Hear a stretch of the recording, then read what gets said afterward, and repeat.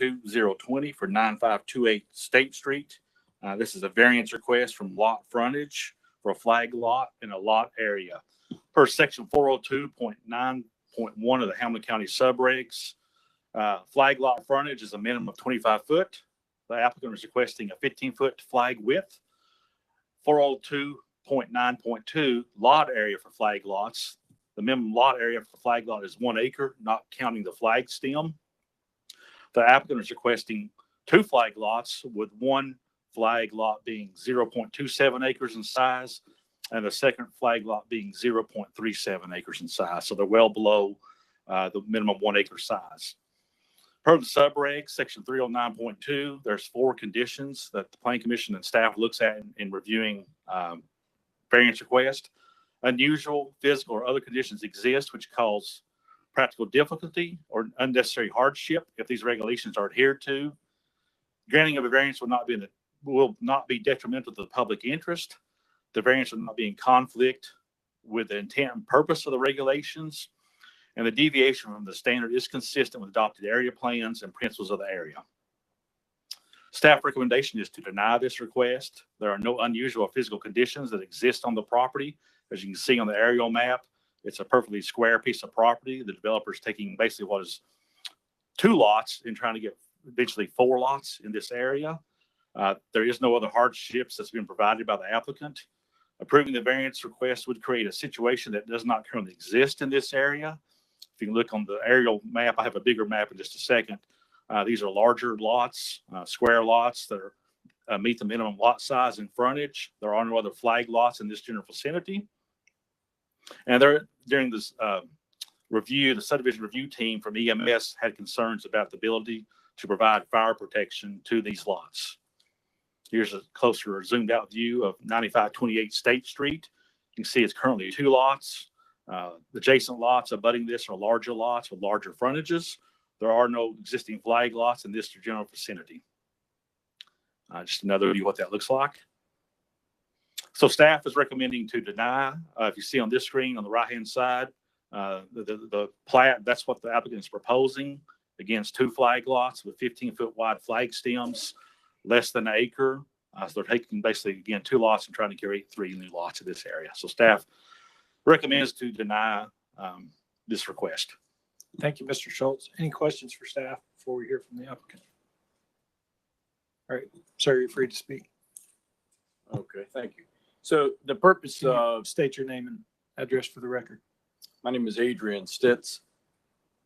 I live at 6116 Southwest 6th Court. Thank you.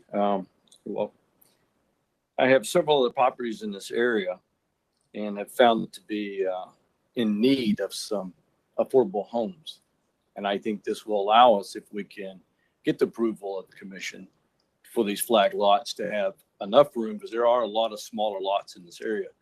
My goal is to build 3 or 4 single family homes at a reasonable price, because there's quite a demand there. So that's the purpose of the application. Thank you. Any questions for the applicant?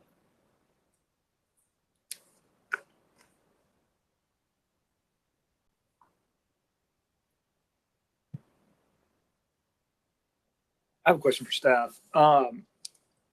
Schultz, am I right looking at this that you could divide this into 3 lots and be compliant with 1 flag lot? It'd be, I think, 1 flag lot, and the 2 other lots would be very close. I'm not sure what that, as long as it meets the 60 foot of lot frontage and 7,500 square foot, I'm not sure what that would be. But yes, we changed the flag lot requirements last year, but that was for new subdivisions and major subdivisions. We kept this purposely, kept them at 25 foot for existing flags, or not in a new subdivision for situations like this. So yeah, you're right. He could do 1 flag lot, just not the 2 without the variance. Thank you.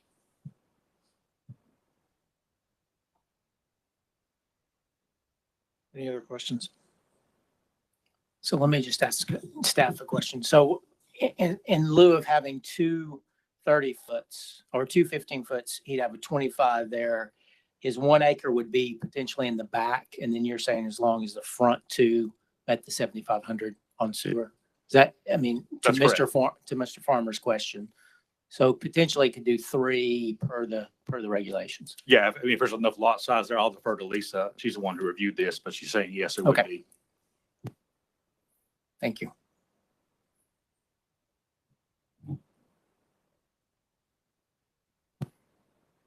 What's the will of the commission? Based on doing 3 and meeting current regulations, I would make a motion to use staff's recommendation to deny.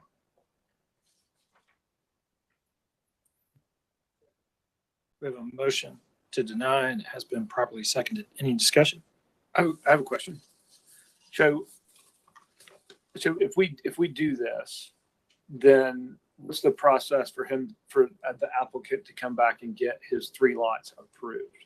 It'd be a staff approved plat. He just have to submit the plat through our office, then Lisa will review the plat. Nothing we're going to do is going to affect him from coming back and getting his. Okay. No. Thank you. Unless there's a need for additional variances, but at this time, no, he just submits the plat. No. We have a motion that has been seconded. Any further discussion? All in favor, please say aye. Any opposed? Motion carries. Thank you. Thank you. Next case is SD 2022-0021. This is located at 2135 Arville Point. It has a staff recommendation to deny. It's a variance from a required access for a residential lot. Is there any opposition present? Are you the applicant? You are okay. I'm the owner of the property. You'll have to excuse my nervousness and the lack of good hearing. It's getting worse. Okay, before we hear from you, I'd like to hear from staff. Oh. And get the staff report. You're welcome to stay right there. But before we do that, is there any opposition present? Okay, thank you. Mr. Schultz. Okay, this is SD 2022-21 for 2135 Arrival Point. This is a variance request to section 402.1, required access for residential lots in the Hamilton County subregs, which require all residential lots of less than 5 acres in size have frontage on a county accepted and county maintained public or private road. And when I say private road, that private road has to be built to county standards. So the applicant is asking for a variance to that section, which is section 402.1. Same criteria as we just reviewed in the previous case, which is section 309.2. I won't go into those again. This property currently has a zoning designation of A1. It currently has a small lot of about 6 acres in size. That has a small amount of frontage, like you can see on the screen to the right, like it comes to a point. And this area highlighted in green is Arrival Point, which is the private road. So this 6 acre tract, which is lot 3, has access by way of a private road down to Hickson Pike. The applicant is requesting to divide this existing lot. Here's a closer view. This is a plat that was done a couple of years ago to change the location of the private access easement. The private access easement was originally over here to the left. You can see the road comes into basically lot 3 as a cul-de-sac. This plat relocated the easement from that point to this Arrival Point in the green, which does provide access to lot 3 and this adjacent lot, which is lot 2. All these tracts of land are over 5 acres in size. This is the plat that was submitted by the applicant, or a drawing. They want to take basically lot 3, again, which is over 5 acres in size, and create 2 lots, with one lot being 2.25 acres in size and the other lot being 4.6 by access by a private easement that doesn't meet county standards, which requires 5 acres or a variance approved by this body. So the applicant's requesting a variance. Staff recommends to deny, as approving this variance will be in conflict and intent of the regulations of Hamilton County. Approving these variances would create 2 lots that do not conform to the standards for lots on private roads, would set the precedent for future requests. There are concerns about allowing the use of an easement to access property that is already crossing private property. It would create a situation that does not currently exist in this area by having lots less than 5 acres on a private road. And so staff recommends to deny this request for the variance. Thank you, Mr. Schultz. Any questions for staff before we hear from the applicant? All right, sir, you're free to speak. We bought this property somewhere around Sir, 2008. Sir, can you state your name and address for the record? What's that? We can hear you, but can you state your name and address for the record? Oh, I'm sure. Thank you. William Samick, and I live at 2135 Arrival Point. It's in Mariners Cove subdivision there. There's 6 lots in the subdivision, and 3 of those lots come from that point where the easement is at, and all have access from that point. 2 of the homes of the 3 were built within the last couple of years. One in the last year, the other one in the last 4 or 5 years. So they're rather new neighbors, and all of the homes have a house, all of those 6 lots have a house on it now. I have contacted all the subdivision neighbors, and there's no problem there. I could go into a scenario about a covenant and everything, but that doesn't mean anything to you fellas. I don't know what else to say. We're getting up in age. I'd like to divide the property and give my daughter 2 1/4 acres so that she can build a home there and eventually look after us. Well, not eventually, it's to the point now because my wife had a stroke in the last 1.5 years here. So, yep, I don't know what else I can say about it, except that all the lots will still have the same easement access that's been given to the 6 lots. So, Thank you. Any questions for the applicant?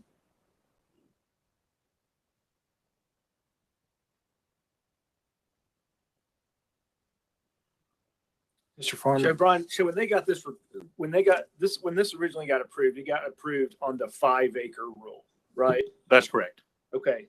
And then the current driveway or road does or does not meet county road standard? It did not. It's a private road. Doesn't mean It's a private road. So road, yes.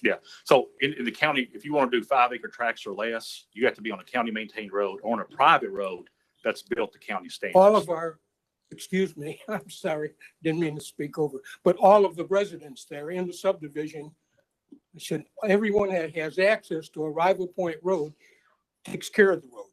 We upkeep it, mow the lawn, we planted all the water environment regulations and all that. Mr. Maybe. Thank you, Mr. Chairman. Mr. Schultz, is it a situation where we could, even if we approve this today, he may not be able to pull a permit to build because of its? Now, if the variance is approved by the planning commission, he can then move forward with the plat and get that plat recorded, and he should be able to pull building permits. Now, whether that easement has the right to extend utilities down it, that's another question, but it does say utility and private access easement, so I think he'd be able to put easements or utilities down that easement. Okay, thank you. Councilwoman Hill. Thank you, Chairman. So I wonder, is there another way that Mr. Samick would be able to achieve the same goal beyond this variance? No, I don't think so. In terms of subdividing the property, you can do a flag lot. His problem is he doesn't own the land in front to get to Hickson Pike. The county does have it's temporary where you can put like a secondary home on the lot for taking care of parents or somebody sick, but that's only temporary. That's through Board of Appeals. Sounds like he wants a permanent situation. Okay, thank you very much. And excuse me if I might, I thought about that second home because there was 2 homes, residents on 5 acres or more. But in that case, I have 3 children. So there becomes a problem maybe later on if the wife and I happen to Commissioner Highland. take off her. Thank you, Chairman. Brian, would the private road that is there, is it capable of handling emergency vehicles? And my heart goes out to the gentleman. I mean, it truly does. But is that road capable of handling fire engines, ambulances, and whatever? I don't know about the fire truck or ambulance. Yeah. I don't know. It looks like it's a pretty drivable road as far as their access. I can't answer the question. if I might add, it's completely gravelled. I take care of it myself with my tractor. And you can go to all of the access driveways from the end of Rival Point Road there. Thank you, Chairman. Thank you. Mr. Anderson? How wide's the road? I believe that was missing in the answer given to my colleague. How wide is the road? Is it 22 feet? It's long, it's larger than that. It's at least 40-foot right of way. Now, I don't know about the pavement, the gravel width, but the right of way is at least 40 foot. Then I'll ask the applicant, the right of way width notwithstanding, how wide is the road? The actual gravel, how wide is it? The right of way is probably 100 foot at the narrowest point, and the road itself is probably, well, 2 cars can just pass. Is that adequate? Yeah, that tells me what I need. Yeah, okay. Thank you. Yeah, because when the neighbor's coming in and out, we have to pass one another. Mr. Lehman? Yeah, and Brian, Chairman Collier mentioned this to me, and I think this is how we do it in the county. They could build, I believe in A1 will allow two residents per lot, but would not allow the subdivision of property. Is that still the case, or do they have to meet? You have to meet A1, and the county allows you to do 2 structures on a lot as long as it's able to be subdivided, meaning it meets all the Okay. subdivision requirements. In this Gotcha. case, it wouldn't, without the variance. Gotcha. Thank you.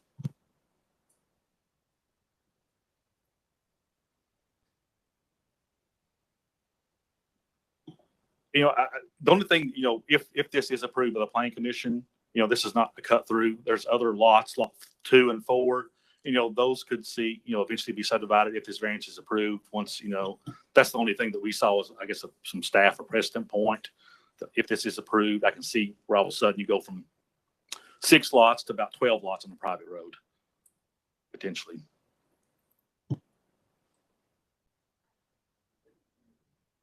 Brian, if they brought it up to county standards or cities, would that make a difference? Is that the issue?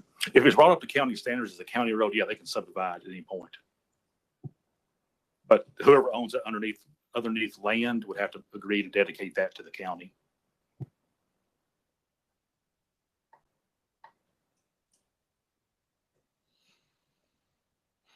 But it could be a private road to county standards. Yes.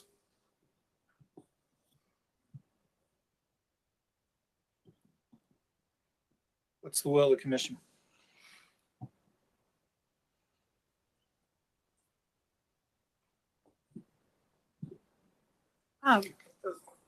For the applicant, Mr. Samek, would you be interested in more time to look at the potential of upgrading the road to county standards? I couldn't hear anything.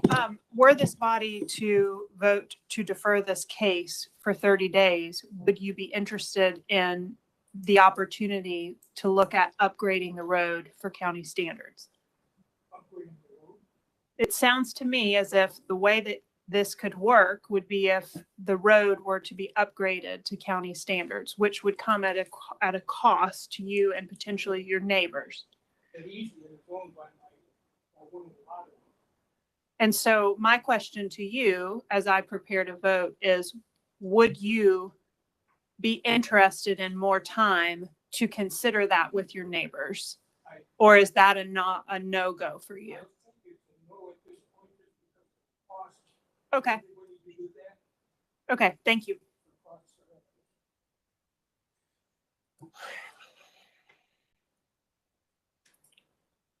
Mr. Payne?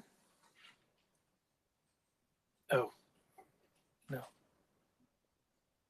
Mr. Lehman?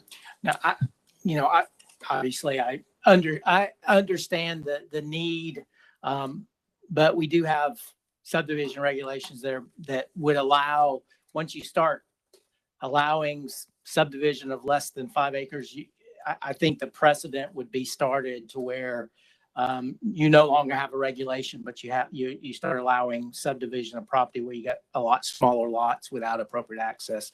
So I will make a motion to stick with staff recommendation to deny. The motion to deny. I'm going to second it, but just with one thought that, in the past, we have approved some of these variances, and I look at that differently when somebody brings a full subdivision that may be less acreage, and I think the fact that this may affect other neighbors in an existing development, that's why I'm going to second it and support the motion. We have a motion and a second to deny. Any discussion? All in favor, please say aye. Any opposed? Motion carries. Sorry, sir. What action to take next? Well, I think you can appeal in court on a variance. So I don't know, is it circuit court, I guess? I'm not sure. He can appeal the decision of this planning commission body. Yeah, to but the in regards to a variance, Chancery this, Court. this is We the final. bought this property with the agreement from the seller that each lot could be divided one time into no less than 2 acres. Right. And you know, that was all. I don't know. I don't know Mr. what to Chairman, say. I'll make sure we follow up with the applicant and see if there's any other opportunities to Sure. help them out. I just said we'll have a meeting and see if there's anything else we can do to try to, I would sure appreciate it, Yeah. I'll tell you that. We were looking forward to it. Thank you.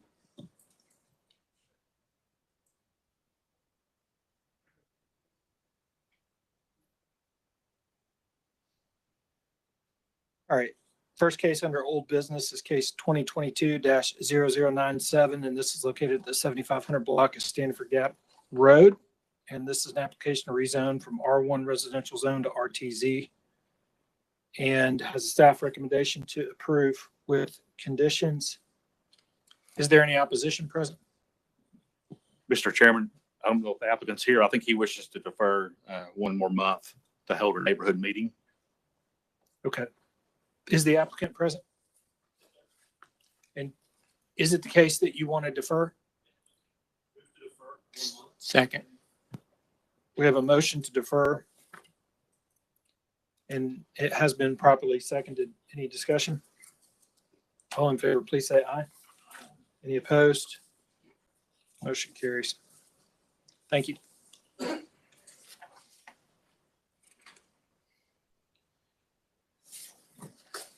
First item under new business is 2022-0102,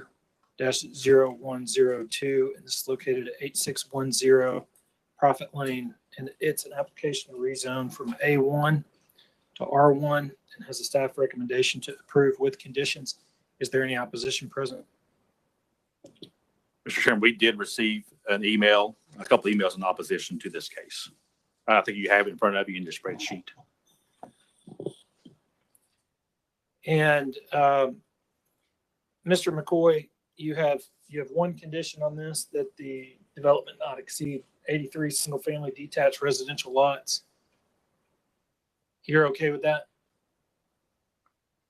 And I'll just ask again, is there any opposition present?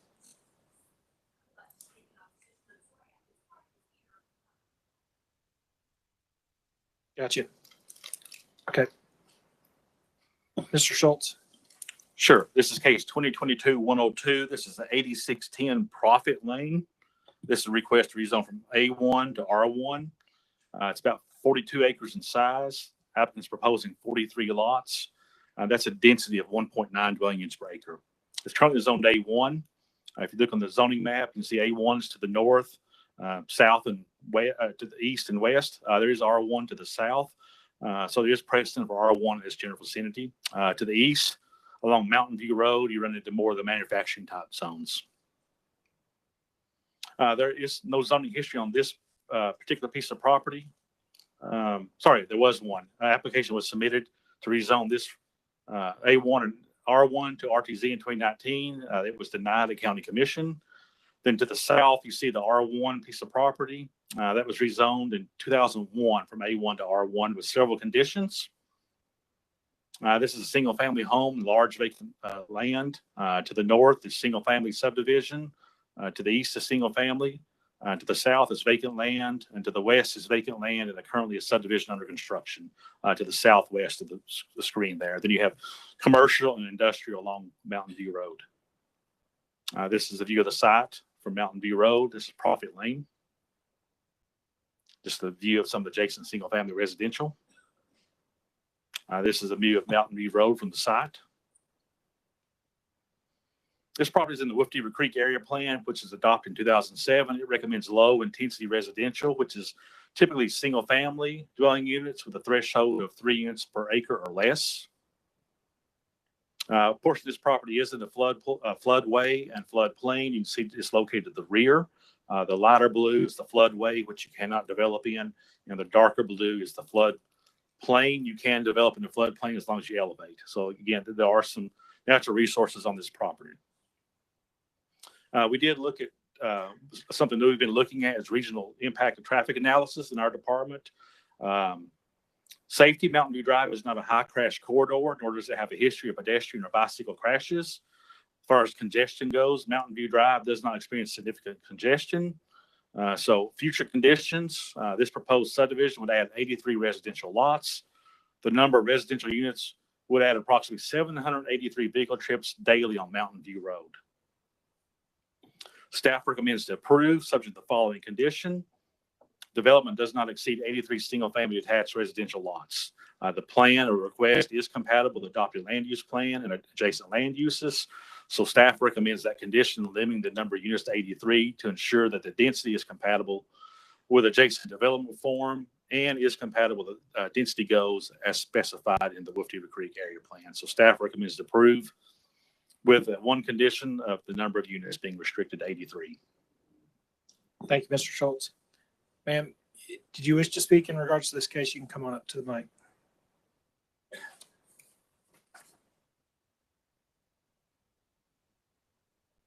Good afternoon. My name is Karen Eves, and my husband and I have lived in Hamilton County our entire lives and purchased the property we now live on for more than 40 years at 7003 Mountain View Road. We purchased it from his grandfather, who developed what is now Rancho Drive just to our rear. When we built our house in 1981, Mountain View Road did not even exist, and I actually had the honor to help name the street. So as you can imagine, we've seen lots of changes over the decades, and much of this change has been welcomed, in fact, truly appreciated.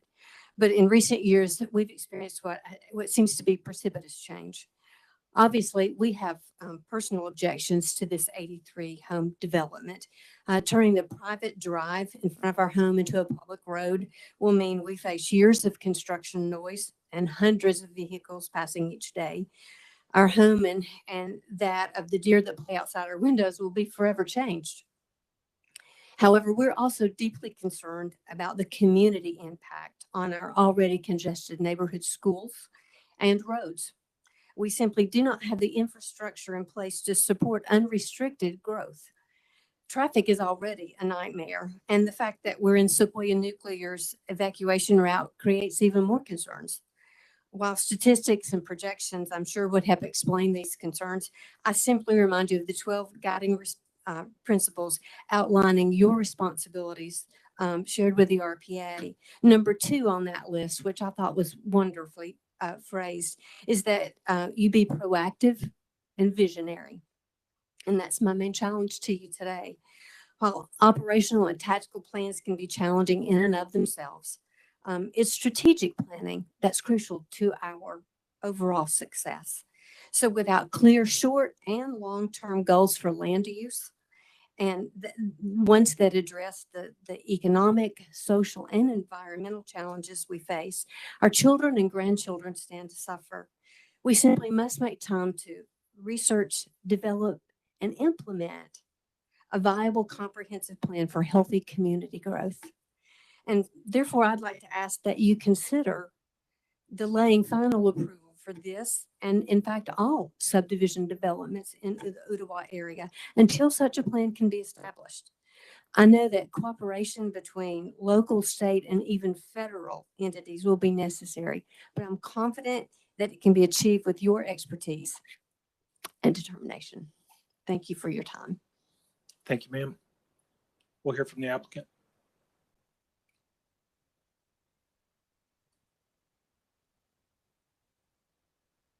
My name is Steve Drummer. I'm with LDA Engineering, representing Billy McCoy on this project. We're located at 110 Tyson Boulevard, Alcoa, Tennessee. 83 lots on the property is only about half the property that will be developed. The rest of it, as Brian showed you, was inundated with the floodway and the floodplain. Everything we're showing is outside of that area, so we will not be impacting that at all. Your own report on Mountain View Drive indicates that there's not much congestion there now. Probably won't be in the near future because of the nature of most of the property that's there.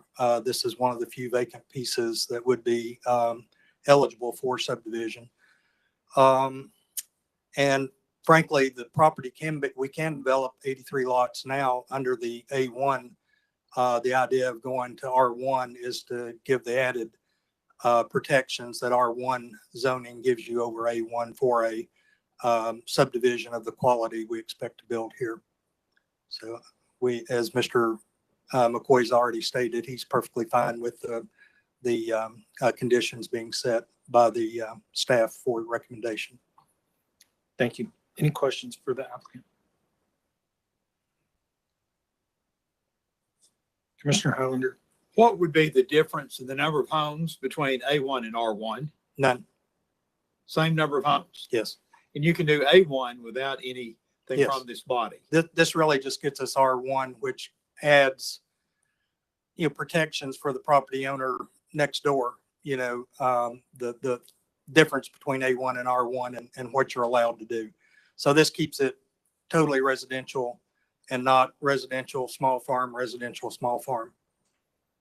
So normally R1 has a higher density than A1, does it not? It does, but I mean, given the amount of land, even though this is a big tract of property, the portion of it that is developable is restricted by Rogers Creek. So that's why the density that we're going for is below 2 units per acre. Right. So in other words, you could go A1 without coming before this body. Absolutely. So Yes, sir. so that's my understanding. I want to make sure. Thank you. Yes. I want the audience to understand as well. Any other questions?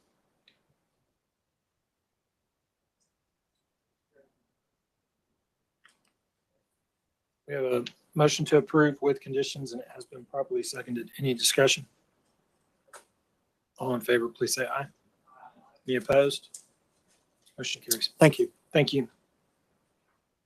Next case is 2022-0103, and this is located at 509 Airport Road. And it's an application to rezone from R4 to C2 and has a staff recommendation to approve. Is there any opposition present? Mr. Chairman, we did receive email in opposition. I believe somebody's also here in opposition early on. If they raised their hand or not.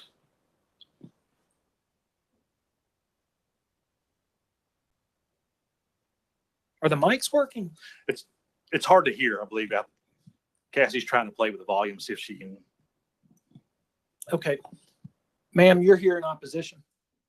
Okay, so we'll hear from staff first, and then we'll hear from the applicant, and then you. So it'll be a minute before I need you at the mic. You're welcome to just take a seat right there in the front row, and we'll just work through this. Mr. Schultz. Sure. This is case 2022-103. It's a request to rezone from R4 special zone with conditions to C2 convenience commercial zone for a proposed restaurant. It's a little over half an acre in size on Airport Road. You can see on the zoning map, there's a mixture of zones in this general vicinity from R4 to R1 to the north, south, and west. Further north, you start seeing some O1 and manufacturing zones. But to the east, across Airport Road, you see a lot of commercial zoning designations at that location. Again, this site was rezoned from O1 to R4 in 2011 with conditions related to landscaping, site plan, dumpster activity, and proposed use of a professional office or a beauty shop, barber shop, or hair salon. It's currently being used as a single-family dwelling. To the north, immediately abutting this property, the north and south are single-family detached dwellings. Once you move beyond those two, you get more into commercial and office type establishments. To the north is the office complex. To the south is another office complex, and further west towards the airport, you do start to see some more single-family dwellings. But then to the east across Airport Road, you start seeing more commercial type establishments. This is a view of the home that's on the site. Another view of the site and adjacent single-family dwelling. This is a view of the site looking towards, on Airport Road, looking towards Brainerd. You can see again, more of the adjacent single family. That big brown building behind that tree is another office complex for AT&T. This is a view of some of the commercial or outdoor storage across the site, across Airport Road. This property is in the Chattanooga Airport District Master Plan, which is adopted in 2020 by City Council. The plan recommendation was light industrial mix, which is a transition area. Which would primarily include a variety of industrial, office, storage, and service type business establishments. A C2 would be appropriate based on the land use plan recommendation. Staff recommended approve, except for the two immediately abutting single-family residential dwellings on this side of the Airport Road. Airport Road is transitioned into a commercial and office use designation or area.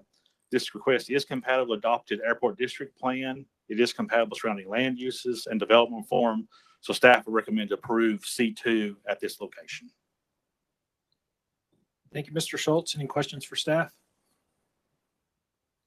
We'll hear from the applicant. Is the applicant present?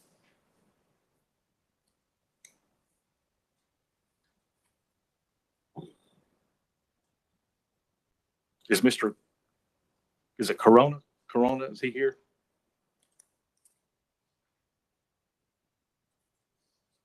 All right, we'll hear from the opposition. Ma'am, if you want to come back up to the mic, you can speak in opposition.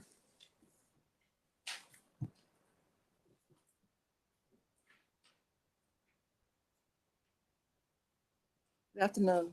My name is Brenda Shelton, and I reside at 509 Airport Road. And my understanding is that they want to put a restaurant in there. I'm not sure what you all are showing, but they said restaurant. Mr. Schultz, do you know what the That is correct. My understanding in talking to the applicant, it will be a restaurant. As part of this restaurant, it will be like a mobile food truck where the food will be cooked and prepped and then taken inside the house for people to sit and eat the food. Now, this is between two houses. I've been in this house 21 years. And then there's neighbors on the other side. I mean, just me there every day. There's a constant traffic going across my yard, going down Airport Road. Instead of I pay somebody $60 every couple of weeks to cut the grass and cut the thoroughfare for them to walk. Having a restaurant there, they had a party there one night and it was just horrendous with the cars and stuff. My bedrooms are located on that side. And to put a restaurant in between two houses, that's just not, I don't think that that's fair. I just don't. To smell food and I understand that Airport Road it is a business area. Like I said, I've been there 21 years, but to put a restaurant in between my house, next door to my house, where my bedrooms are there, and I gotta deal with the traffic and the noise and everything, and also the other neighbors on the other side. I just don't. I wish you wouldn't do it.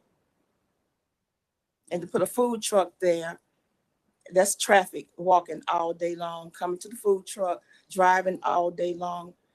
I just don't think it's fair. And these people who are applying live, it's only 4 houses on that street. I'm on the corner. That house that they want to make a restaurant into, then there's that house next door to that, and they live on the other side. It's only 4 of us there. So I don't understand why they want to do that. Plus, there's a full neighborhood behind, and the noise, they heard the party going on. So I feel like the people behind where Brenda is, directly behind the restaurant, that's a full community residential. So it would also disturb them. I spoke with Randy Ridge early on about it, and he they had already started without having the approval. Had the sign there's a big two poles that had the sign up and this operating. And he said that they couldn't do it. He shut them down. They had to take the sign down and all that.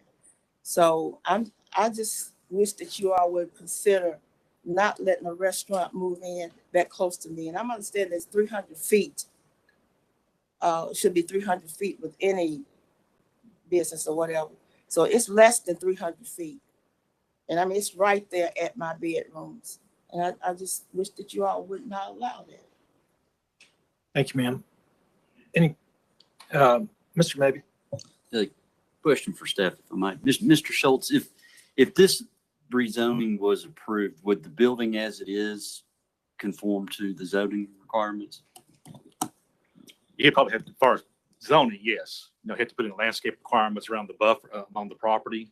You have to do, that's the only thing I see that's not complying. You also have to meet health codes for a restaurant. She is correct. He was operating illegally and got cited, and that's why he's moving forward with zoning. What would the buffer requirements be? Budding R1 is a type A, which is a 30-foot buffer. 30 foot. Yeah. Thank you, Mr. Schultz. Mr. Anderson? Thank you, Mr. Chairman. We have an affordable housing crisis. We don't have an affordable restaurant land crisis. So my inclination is to deny this. Seeing nodding heads, I'm just going to make the motion to deny. This is putting a restaurant in a neighborhood. I think this corridor is going to go all commercial at some point, but it's not going that way today or this year. So as long as we still have homeowners living there, we got to protect them. I move to deny. Motion to deny and has been properly seconded. Any discussion? Quick. I guess, Brian, I was a little surprised to see a C2 recommendation without any conditions. I agree with Mr. Anderson 100% that we should vote to deny this, but just, I guess, looking ahead, if we were to look at this differently, I just wonder if it would have been easier with some kind of conditions on C2. Again, it's probably broader discussions, C2, it says restaurant. That doesn't mean a restaurant. That's what will go there. We're typically looking at the zone and do all those uses in that zone. Are they appropriate? Not really looking at project based. So yes, we talked about conditions on this, but because landscaping is going to be required anyway. So I'll put that as a condition. This is above and beyond what's required. We talked about the restaurant. If you do that restaurant, if it doesn't last, that means somebody has to come back through a 3-month process to go through that. So that's why we did put the conditions typically. We do have a motion and it has been properly seconded. Any discussion? All in favor, please say aye. Any opposed? Motion carries. So this has been denied here, but it will go before City Council in about a month. So make sure to follow with it and go to the City Council meeting and make sure you communicate to council your concerns. That'll be at City Council on June 14th at 6 o'clock. There's some sheets in the back that has all those dates on it, but make sure you're there at the City Council meeting. Thank you all so much. You're welcome. Next case on the agenda is case 2022-0104. And this is located at 1412 East 49th Street. And this is an application to rezone from R1 to R2. It has a staff recommendation to approve. Is there any opposition present? Mr. Schultz, is this a duplex? Yes, I'll just quickly go through it. Here's the picture I of don't it. know that you need to. Yeah, okay, it's a I mean, duplex. we already know what's going to happen, but I think we probably need to, well, I don't know what's going to happen. But, is the applicant present? We don't technically know if it's a duplex. The applicant's claiming it's a duplex. You look at the picture, that's what it's on there. It does have 2 mailboxes, but looks like a single family home. What's the back? It's an internal driveway access point in the back. So it could be a duplex. We just don't know if it was a legally established duplex. Oh. But it is, it's got 2 mailboxes, it's functioning like a duplex, I would say. Gotcha. Is the applicant present? All right. We'll hear from you first. Coming up to the mic.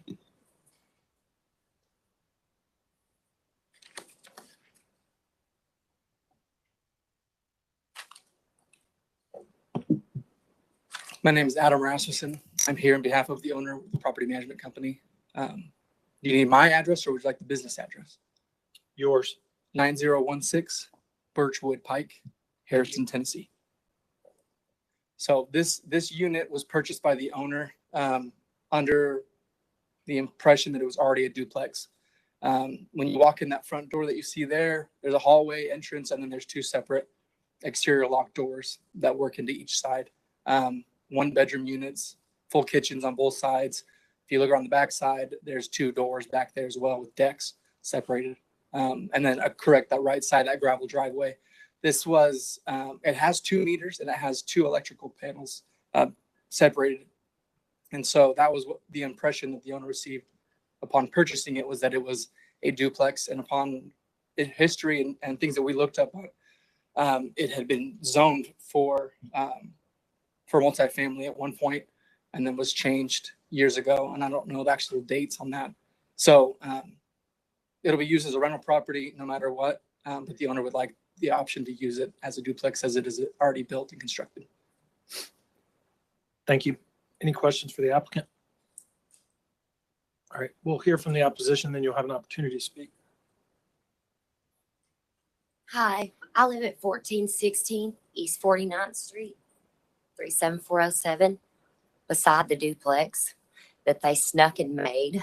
I called Mr. Ridge, and so did several of the other neighbors, contacted Randy Ridge about this in 2020 as they were building the duplex, because we knew that it was probably going to be a problem. They couldn't even build the place without parking. They couldn't even sneak to build that place without parking in our yards to do so. We don't understand why they never went down there to close the building permit, but they snuck and moved 2 people in. There are not 2 meters there. There is 1 meter. I was told by Mr. Ridge that if they couldn't get it zoned, they couldn't get 2 meters in there. The poor woman that lived on my side of the duplex got hung with the whole water bill. A poor elderly woman that had cancer, and she got hung with the whole water and sewer bill because they snuck people and moved them in there as a duplex, but they only had 1 meter. There were several people in the neighborhood that would have been here to speak today, only they took the zoning notice sign down from the front of the house 1 week after they hung it and reattached it last night. We all thought that this was not going to be an issue after they moved the 1 family into the house. I have several photographs here that show the state of the property, and in front of the property, beside the property, all around the property. Garbage. You can give the pictures to Mr. Maybe Yes. here on the end. Trash overflow. There's nowhere for the tenants to park. There's no where for them to put their trash out in the morning time, or when they put their trash out, as you see. There's not anywhere for them to set their garbage cans other than right in the street, and nobody picks them up. And with 6 garbage cans being there, they line up from front to back. Their garbage ends up all over the neighborhood. So not only are they saying that, it has been a rental property that was a duplex. That's true. It has. And it was a complete nuisance to everyone in our neighborhood, including the people that live there. Thank you for being here. Thank you for your comments. Mr. Chairman, I don't know that we got her name. We got her address. I'm not sure we got her name though, for the record. Brittany Murphy. Thank you. Any questions? All right. Thank you, ma'am. You can take a seat. Can the applicant come back up?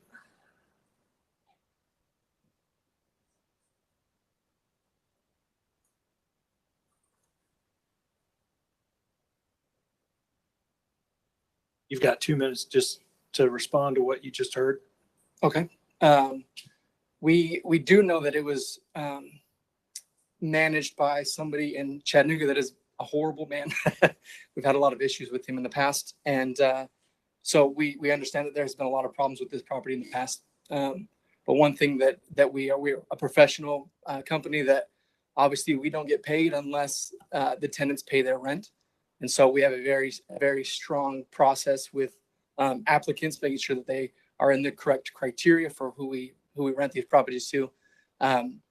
To help with that situation, it was trashed in the past before the property was purchased by a new owner and remodeled and whatnot. So we have plans to handle all of those things. I will add, though, that this will never be used as a permanent primary residence for the owner. It's his investment. Using it as a rental is going to be what's going forward, whether it's a single family on one half of it or two. But I can confirm that we will work to have good tenants put in place here. Thank you, Mr. Farmer. So your client bought the property. He's not rented it yet. Is that correct? He has. We have just one individual. So we had two applicants going in, and we found out it was zoned incorrectly. Okay. So then we pulled the listing. How long is he on the property? I cannot tell you exactly. I could look it up for you, but I don't Years, know. months? Less than a year. Okay. From what I And how long understand. have you managed it?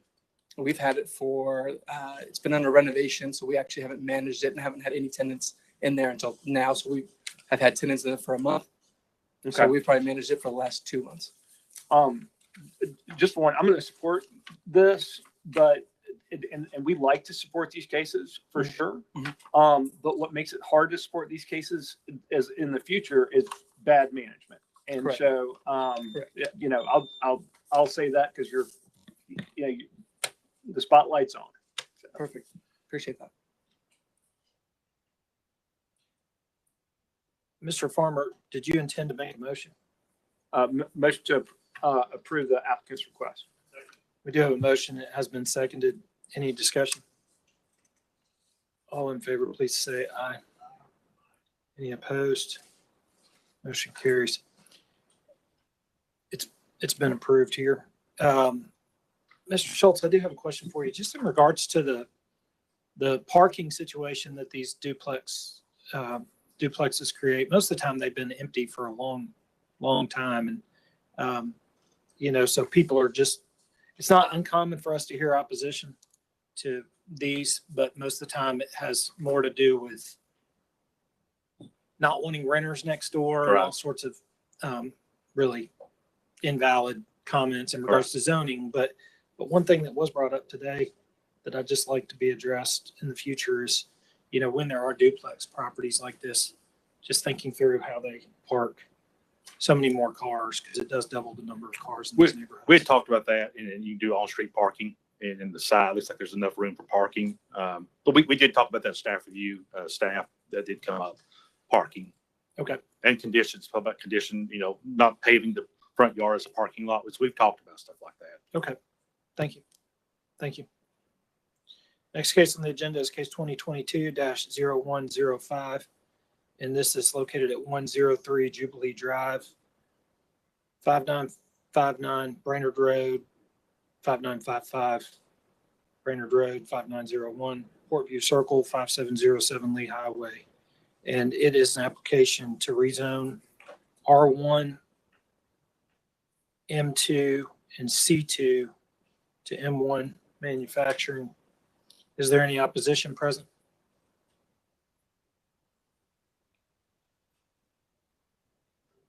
We have a staff recommendation to deny the applicant's request and approve another. Mr. Chairman, staff's recommended to approve all the requests except for 5901 Portview Circle. Staff recommends to keep that R1. So that's in essence the nutshell, because the plan recommends for that property to remain residential. So I'm assuming the airport probably wants to speak against the staff recommendation on that one. Okay. Is the applicant present? All right. Do you want to speak in regards to the staff recommendation? Okay. Yeah. We have a motion to approve the staff recommendation. Did you want to say something, Mr. Lynn? And it has been seconded. Any discussion? All in favor, please say aye. Any opposed? Motion carries. Thank you. Mr. Chairman, I did talk to the applicant in 2022-106. They now wish to withdraw this case. Motion to withdraw, and it has been properly seconded. Any discussion? All in favor, please say aye. Any opposed? We did have some opposition, and that was case 2022-106 for 8319 Roy Lane. That has been officially withdrawn by the applicant for those in opposition. If you're here in opposition to case 2022-0106 located at 8319 Roy Lane, can you raise your hand? Okay, thank you. Case 2022-0107. This is located at 713 Hamilton Avenue and has it's a rezoning case from ERM3 to ECX3 and has a staff recommendation to approve with conditions. Is there any opposition present? Is the applicant present? Second.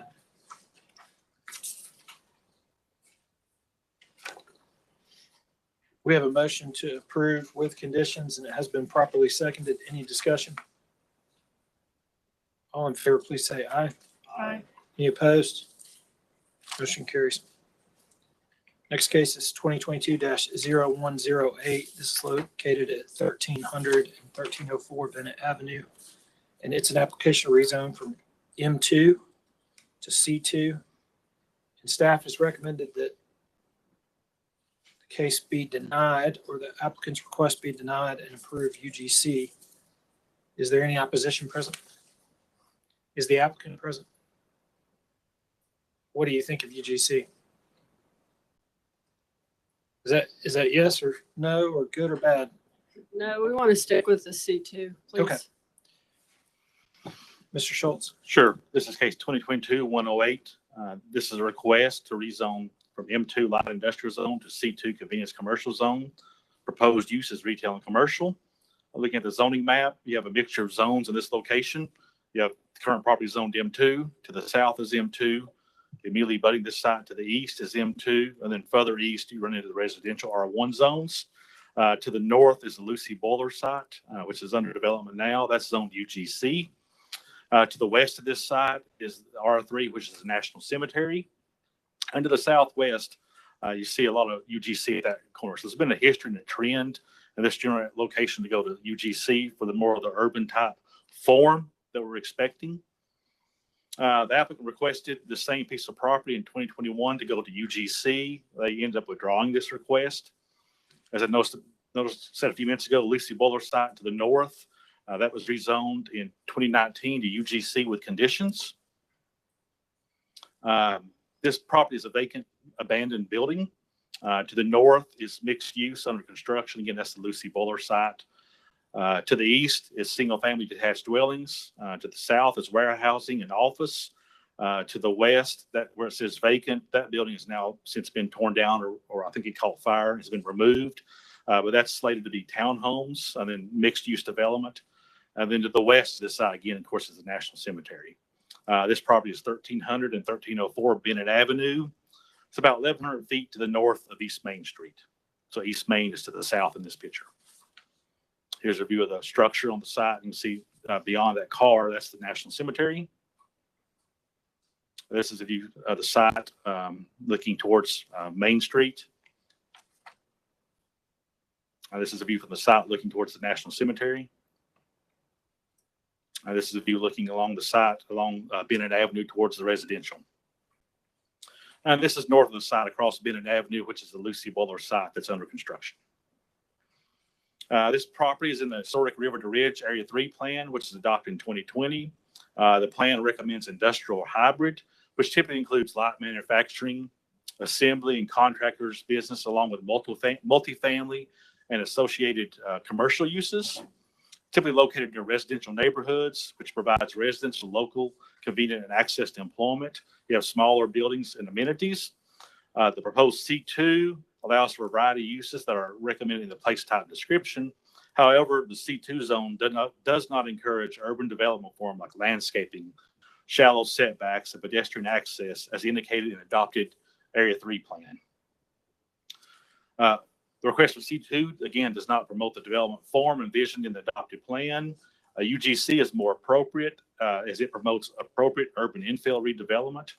The UGC zone allows for uses that are compatible with adopted land use plan while applying landscaping, parking, and other standards relevant to urban infill development.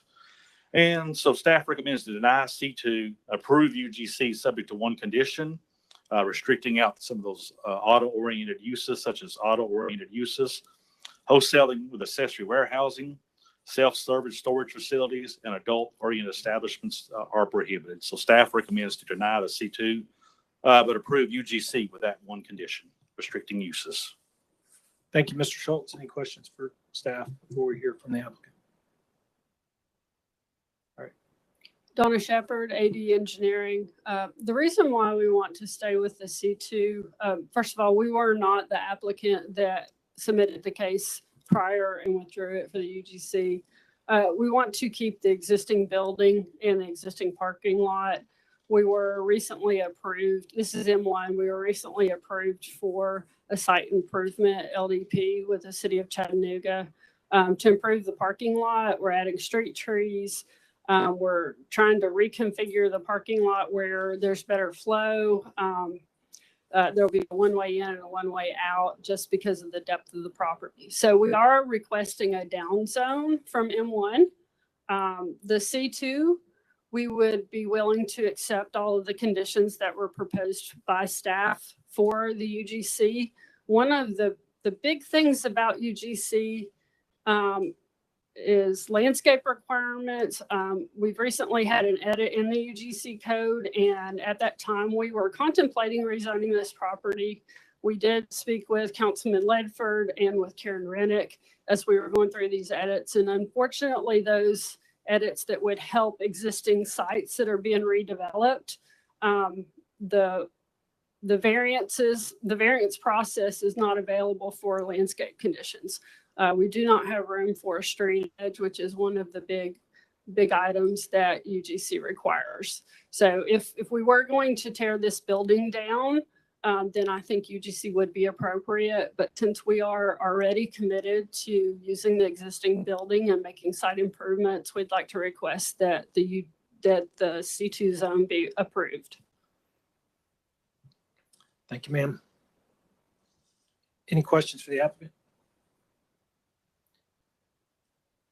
What's the will of the commission? Mr. Chairman, this is a down zone, correct? So I don't see how this should not be approved. I move to approve. We have a motion to approve. It has been properly seconded. Any discussion? C2. Yeah. Mr. Chairman, is that with conditions? With the UGC conditions that we C2 with no UGC.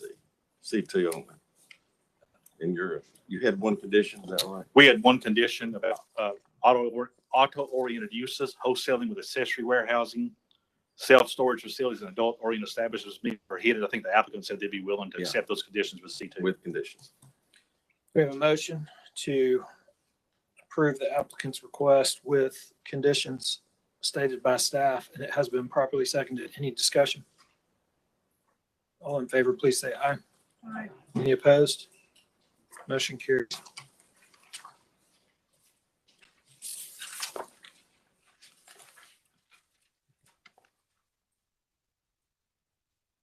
Next item on the agenda is 2022-0109, and this is located at 9109 Dallas Hollow Road. And it's an application to rezone A1 to RT1 Residential Townhouse District, and has a staff recommendation to deny. Is there any opposition present? Is the applicant present? Thank you. Mr. Schultz? Sure. This is case 2022-109 for 9109 Dallas Hollow Road, a part of that address. This request is to rezone from A1 Agriculture District to RT1 Residential Townhouse District. It's a much larger piece of property, but highlighted in red is what the applicant is actually requesting to be rezoned. That's about 3.19 acres in size, proposing 15 townhomes. And that equals a density of 4 dwelling units per acre roughly. You can see there's a mixture of zones in this location from A1 to the east and south. You have R5 and A1 to the north. Immediately abutting this site to the west and south is MH, which is a manufacturing zone, which is a mobile home park. Then immediately south is A1 and R5. Then further south is R1. So it's a mixture of residential zones in this area. There is no RT1 nearby. Again, there's no recent zoning history for this particular piece of property. However, in 2008, to the north, there was some property that was rezoned from A1 to RTZ. You can see on the screen with the red arrow pointing to that in the vicinity of this site. That was rezoned with conditions, limiting the number of units to 140, a landscape buffer, et cetera on that property. This is a vacant piece of property. To the north is single family. To the south is single family uses. To the east are large vacant tracts of land. Then to the south and southwest is a mobile home park. There are no townhomes in this general vicinity. Here's a view of the site from Dallas Hollow. Another view of the site on the left-hand side. This is a view of the intersection Dallas Hollow and East Ridge Trail. There is no adopted land use plan that provides us guidance on the appropriateness of introducing a new development form such as townhomes into this area. So we fall back to the comp plan, which again, reminders on intensity levels, with level 1 being the least intense to level 5 being the highest intensity development. This is level 1s and 2. Level 1, or areas that have least potential for development or future public services. And level 2 defines clustered development should be promoted to retain important natural features and landmarks that define the character of the areas. Request is not compatible with comp plan goals and surrounding development form. The site is near a higher density mobile home park and has sewer availability. Staff reviewed this and thought a more appropriate tool would be a PUD tool, because the PUD tool allows you to cluster and provide a mix of housing from single family to townhomes. And that would be more appropriate this location than a straight RT1 zone. So staff recommended to deny the request, but thinking the applicant may come back with a PUD as an option. Here's the site plan. We don't look at site plans, but just to show you what that will look like. It has all the townhomes along Dallas Hollow with 2 curb cuts, stormwater management to the rear. The remainder of the property is to be used as 2 single-family homes. So staff recommended deny. It just seems like it's too intense to put all these townhomes along the road. But a PUD tool may be more appropriate. Thank you, Mr. Schultz. Any questions for staff before we hear from the applicant? Mr. Anderson. Brian, you mentioned, putting them right up there on the road. Would there be a different staff review if the parking was located at the rear instead of the front? Probably not. We were just talking about the intensity of those number of townhomes, not necessarily the parking, but that just intensity along the Dallas Hollow. Okay, thank you. Come on up.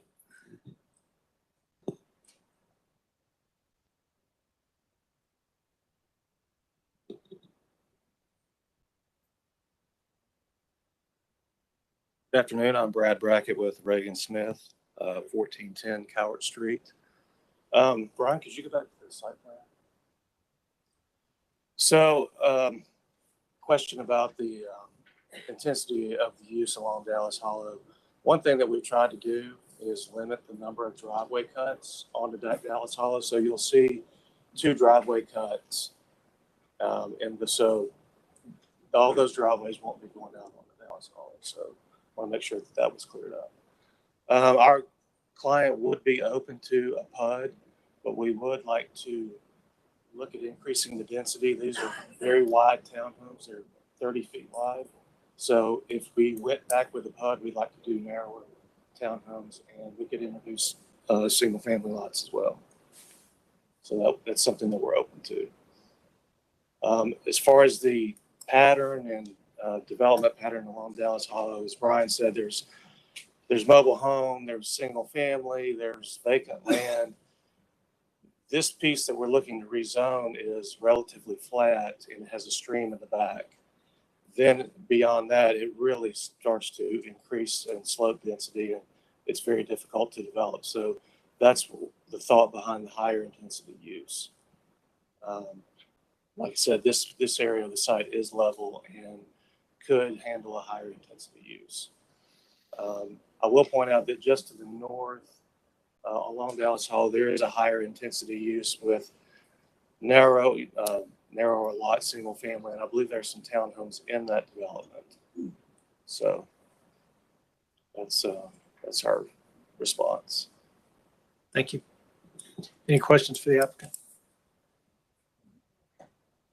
Mr. Lehman? Yeah, just one question. I think you said it, but I just want to make sure I understand. Talking about the width, you said the front's the flat area. You've also got a stream that's Correct. controlling your depth. And so even if you came back with a PUD that would allow a mixed use, you would probably put the higher density or would request to put the higher density along the front and along the road because of those constraints. Is that correct? That is correct. And in doing that, we would look at a similar scenario here with a shared driveway, but the lots would have frontage along Dallas Hollow. Correct. Okay, thank you.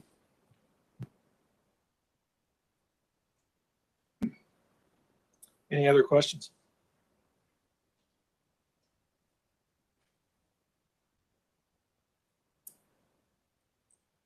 And I did ask earlier, just making sure, is there any opposition present? And we did not receive any opposition emails or anything. Mr. Anderson? I can't do anything about what happens when this gets to the county commission, but I think we've got to, and I know I have a lot of agreement up here. I think we have to break out of this mindset that there's something wrong or different about attached housing. I see that as something that neighborhoods sometimes people say, well, we have to protect from it. It's nothing to be protected from. It's what some people want. Everybody up here who works in the industry knows that it's the number one demand right now in Hamilton County. The demand for townhomes is higher than the demand for single family detached houses. It's higher than the demand for condos. Good luck to you, sir. I move approval. Thank you. We have a motion to approve and it has been properly seconded. Any discussion? All in favor, please say aye. Aye. Any opposed? Motion carries.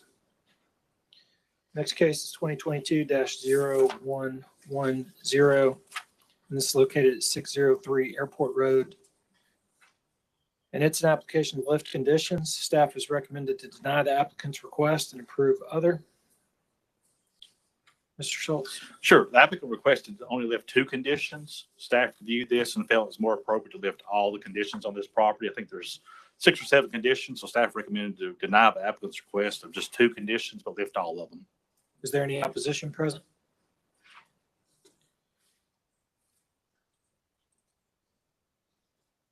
See the applicants present, and I'm sure they're not opposed to that staff recommendation. We have a motion to approve, and it has been properly seconded. Any discussion? All in favor, please say aye. Aye. Any opposed? Motion carries. Next case on the agenda is 2022-0112, and this is located at 6203 Ooltewah Georgetown Road, and it's an application to rezone from A1 to C2. Staff is recommended to deny. Is there any opposition present? And is the applicant present? Thank you. Mr. Schultz. This is case 2022-112. It's a request to rezone from A1 Agricultural District to C2 Local Business Commercial District. This is in the county. It's ½ an acre in size. Proposed use is a dog kennel, a park, and beer sales.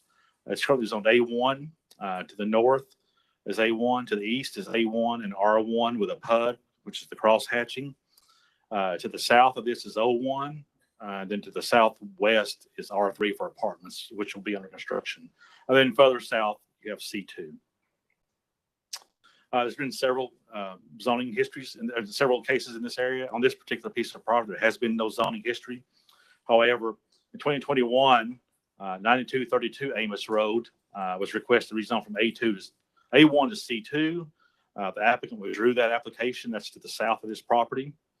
Then in 2015, 6143 Ooltewah Georgetown Road, south of this site, was rezoned from A1 to O1 with no conditions. And then further south, you do have a C2 zone that was rezoned from A1 to C2, subject to conditions. And then in 2021, to the southwest of this site, you can see that, which is 9226 Amos Road. That property was rezoned from A1 to R3 for potentially apartments to be developed on that site. This is currently a single-family dwelling. To the east, across Ooltewah-Georgetown Road, is single-family dwellings. Same thing to the southeast. To the south, again, is an office, which is it's a residential home, but it houses an office. Right under to the west, where it says Amos Road, again, that's a single-family dwelling, but eventually we'll have apartments.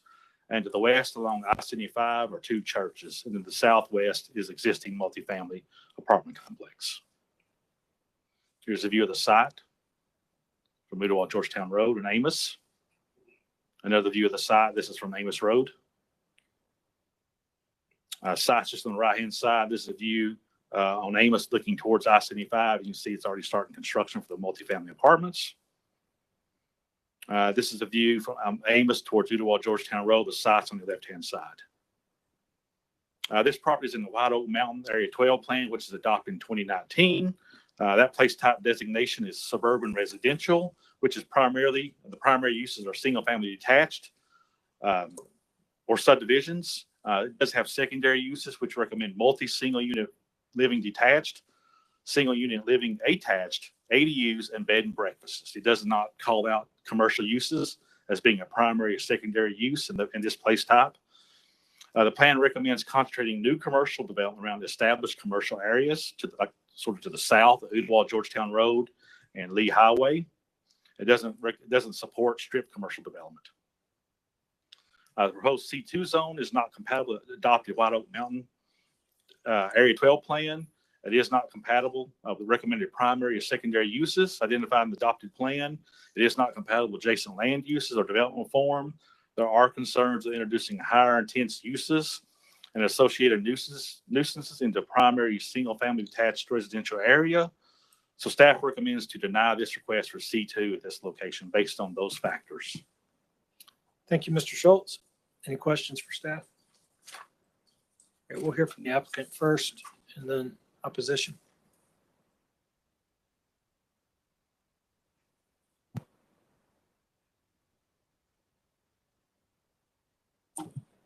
Good afternoon. My name is Abigail Choi at 7821 Laurelton Drive in Chattanooga, and I am here on behalf of the rezoning for 6203 Ooltewah-Georgetown Road in Ooltewah. I feel like I have the really rare opportunity to turn my passion into a job full time. I have fostered everything from neonatal puppies and kittens all the way up to senior care dogs and cats on hospice care. And I have wanted to basically come up with a solution for families and individuals with dogs in the Ooltewah area and the surrounding cities, as well as helping to reduce the amount of dogs that are on the street as well as in the shelters.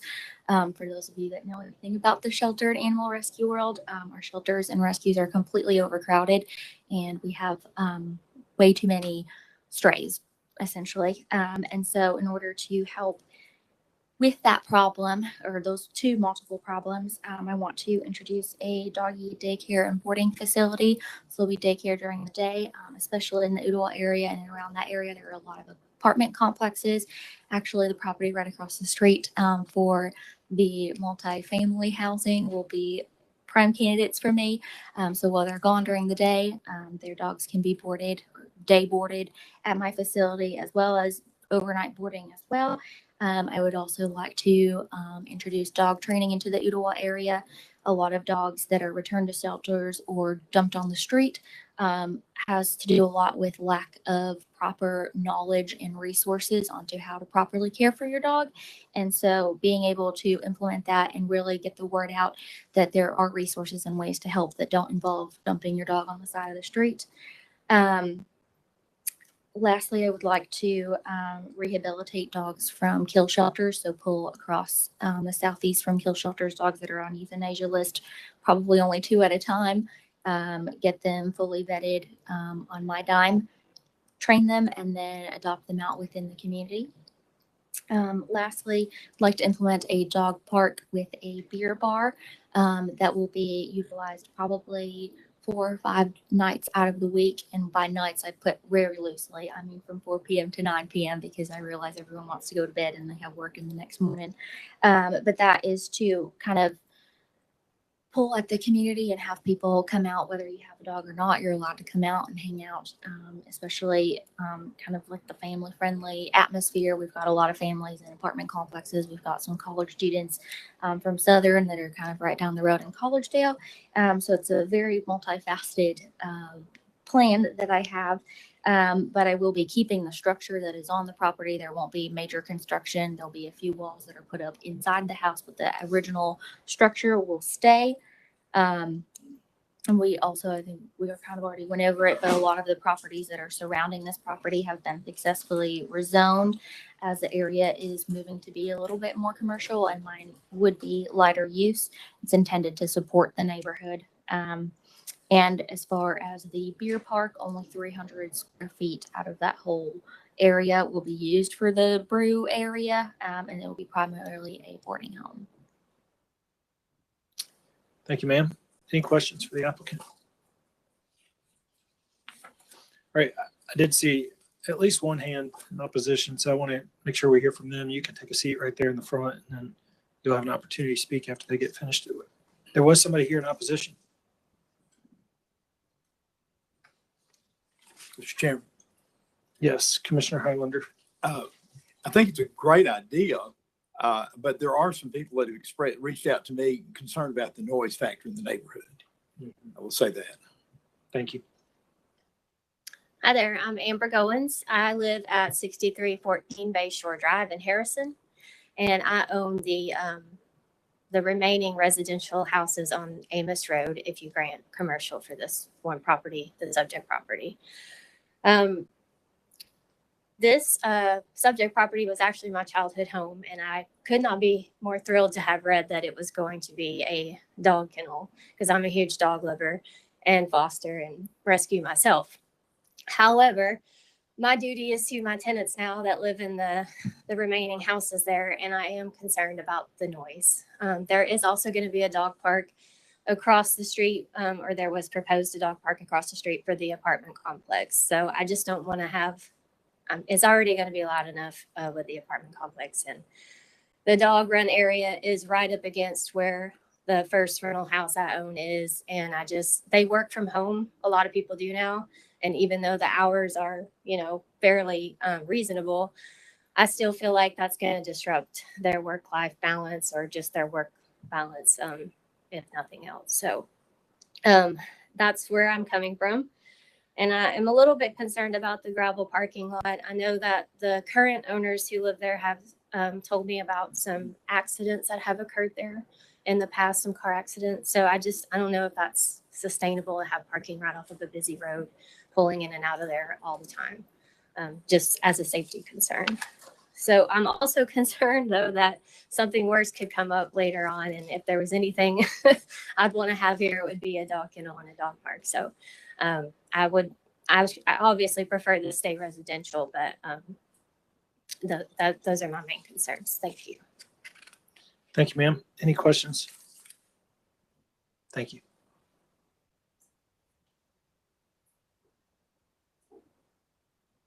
Our applicant can come back up.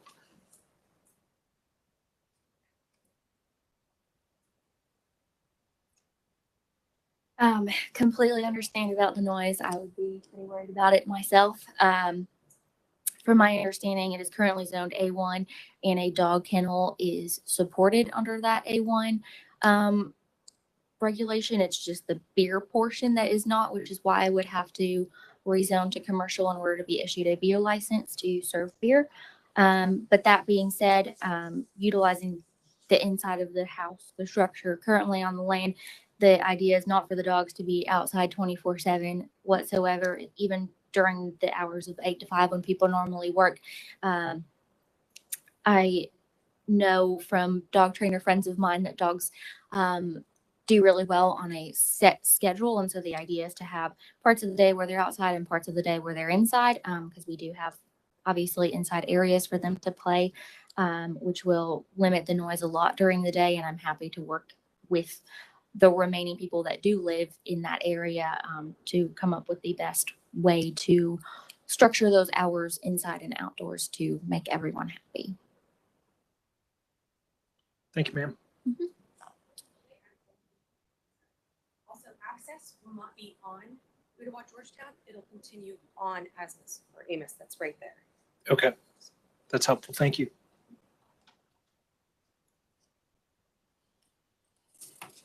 Mr. Anderson?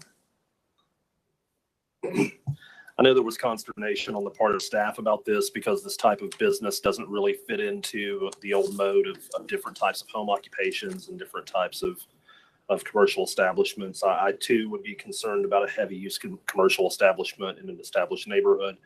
This is apart from an apartment complex that has promised a dog park, but let me tell you, sometimes those don't ever get built. I would move approval. We have a motion to approve. It has been seconded. Any discussion? Mr. Farmer? I'm just gonna ask the question to my colleagues up here. Do we want to put any kind of limitation on that particular site, the C2 on that site? I'd be open to amending my motion to approve C2 for this specific use as stated by the applicant in her application to the RPA. Oh, that's my favorite. You didn't know that, did you? But I think, what does this make? Three that Three we that I'm have aware of. in the city that are literally rezonings that are only allowed for dogs. Well, two for dogs, What's a cat? one for cats. So that's pretty impressive. Mr. Clearly, Chairman, to be clear, it's dogs and beer. Okay. This is the first one with dogs and beer. So And a park. So it's actually a dog kennel, park, and beer sales. there you go. Let's get all three. So Make this sure is we got all- very unique. Thank you, Mr. Anderson. We do have a motion with conditions, and it has been properly seconded. Any further discussion? On favor? I was only going to state, it doesn't necessarily have to be a condition, but we would be concerned about multiple access points on Ooltewah, Georgetown. So I appreciate the clarification. It doesn't necessarily need to be a condition. I think we would probably limit access on the Amos just through the permit process. But I just wanted to make that statement. Thank you. All in favor, please say aye. Aye. Any opposed? Motion carries. Mr. Chairman, I think case 2022-113, the applicant wishes to defer. Is the applicant present? And do you wish to defer? Is there any opposition present to 2022-0113? We have how long did you want to defer it for? Okay. We have a motion to defer for 30 days and it has been properly seconded. Any discussion? All in favor, please say aye. Aye. Any opposed? Motion carries. Next case is 2022-0114. And this is located at 2811 South Hickory Street and has a staff recommendation to approve lifting conditions. Is there any opposition present? What's the will of the commission? We have a motion to approve. Did I hear a second? And it has been seconded. Any discussion? All in favor, please say aye. Any opposed? Motion carries. Next case is 2149 Crescent Club Drive. And this is an application rezone from RTZ. I'm sorry, from R1 to RTZ. And staff is recommended to deny the applicant's request. Is there any opposition present? Mr. Schultz. Sure. This is case 2022-115 for 2149 Crescent Club Drive in the Hickson community. This is a request to rezone from R1 residential zone to RTZ for townhomes. It's a little less than an acre in size, 0.92 acres. Applicant's proposing 7 townhome units. And that's a density of 7.6 dwelling units per acre. Looking on the zoning map, it's pretty much all R1. To the northeast, you do see some R2. But this general vicinity is all R1. There is no other RTZ or higher density zones in this general vicinity. There's been no history for this zoning for this particular piece of property. In 2020, 2113 Crescent Club, approximately 650 feet to the north. That request was approved from R1 to R2. But on this particular piece of property, there's been no zoning history. On this piece of property, there's 4 mobile homes or single wides and a duplex. All these are non-conforming uses. They're on this existing piece of property. To the north, south, and east are single-family detached dwellings. And then to the west of this side is a railroad track, a railroad right-of-way. Then once you go beyond that, you again see more single-family detached dwellings. This is about 1,000 feet to the south of Hamel Road, to give you perspective. This is a view of the site. You can see the single wides or mobile homes that are on the property, as well as the duplex structure. The site's on the left-hand side. This is a Crescent Club Drive looking towards Hamel Road. Again, you can see more of the single-family detached dwellings. This is the other view of Crescent Club Drive. The site's on the right-hand side this time in the picture. You can again see more single-family detached dwellings at this location. This is across the street, which is again single-family detached dwellings. This property is in the Hickson North River Community Plan, which was adopted in 2004. It recommends low-density residential, which is typically single-family dwellings. It does make exceptions for townhomes and patio homes and duplexes if the density is compatible with adjacent development. The proposed RTZ zone would increase the density allowed, because this density is 7.6 dwelling units per acre, which is more than what the plan recommends. The proposed RTZ zone is not compatible with adjacent land uses or development form, as that's primarily single family. The Hickson North River Plan does not support townhomes if the density is not compatible. In this case, it is not. The proposed request would introduce a higher density into the area. The proposed density is 7 dwelling units per acre, while the adjacent residential density is 2.45. So based on the plan recommendations, staff recommends to deny this request for RTZ. Thank you, Mr. Schultz. Any questions for staff? Mr. Croxall.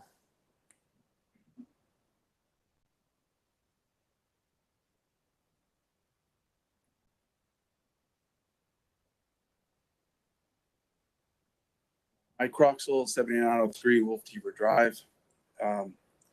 We had initially thought about turning the trailers into a place where dogs could buy beer, but we withdrew that after some consulting. But currently the property is legally non-conforming. There are, had they given you a better picture, Brian, there's actually 5 trailers and a duplex there. So our hope is to trade 7 for 7. I'd asked for 9, but through conversations with our PA and because of some density rules, we dropped it to 7. And we want to build, we want to remove the mobile homes and the duplex and put up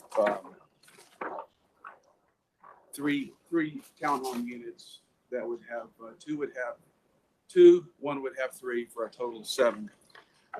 There's plenty of room on the site plan for parking, and we would also provide buffers, landscape buffers in between the existing property. I've met with all of the adjoining properties owners and some of the other ones in the surrounding area, and had received. I think the options were was well received to improve the property there. I've also had several conversations with Ken Smith, who's the councilman of that area, and he is very much for it. He's spoken with other people in the area, some other homeowner associations, and received a lot of positive feedback. So our hope is to improve the property and the conditions that are there. So that's it. Thank you. Ms. Hill. Thank you, Chair. I'd like to move to approve the RTZ request. I agree with the point that we're trading 7 for 7. And it doesn't feel to me like we're really moving that far outside of the density that's already there. And also I feel like the point made in the community plan that it has a goal to introduce more housing types that allows for younger homeowners as well as increasing senior housing opportunities. To me, this project is directly in line with that goal. We have a motion to approve, and it has been properly seconded. Any discussion? Yes, sir. Commissioner Highlander. I agree with Councilwoman that would improve the overall quality of the community, as well as keeping the same number of homes there. So I'm inclined to agree and go along with that. Thank you. Thank you. All in favor, please say aye. Any opposed? Motion carries. Next case on the agenda is. Thank you. You're welcome. Okay, next case on the agenda is 2022-0116. It's located at 5920 Pine Grove Trail. It's an application to rezone R1 to R3. Staff is recommended to approve with conditions. Is there any opposition present? And is the applicant present? Mr. Schultz. This is case 2022-116. This is a request to rezone from R1 residential zone to R3 residential zone for multifamily residential.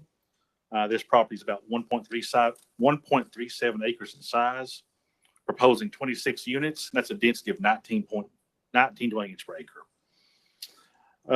This, you can see on the zoning map, this was currently zoned R1. To the north, the R1 property. To the south and southwest east is a C2.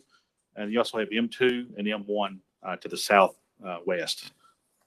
There is no R3 in this general vicinity. In 2000, we've had several cases on this piece of property. In 2007, there was a request to rezone from R1 to M2. This case was eventually withdrawn at City Council in 2007.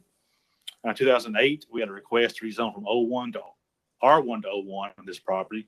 The applicant withdrew the request in 2008.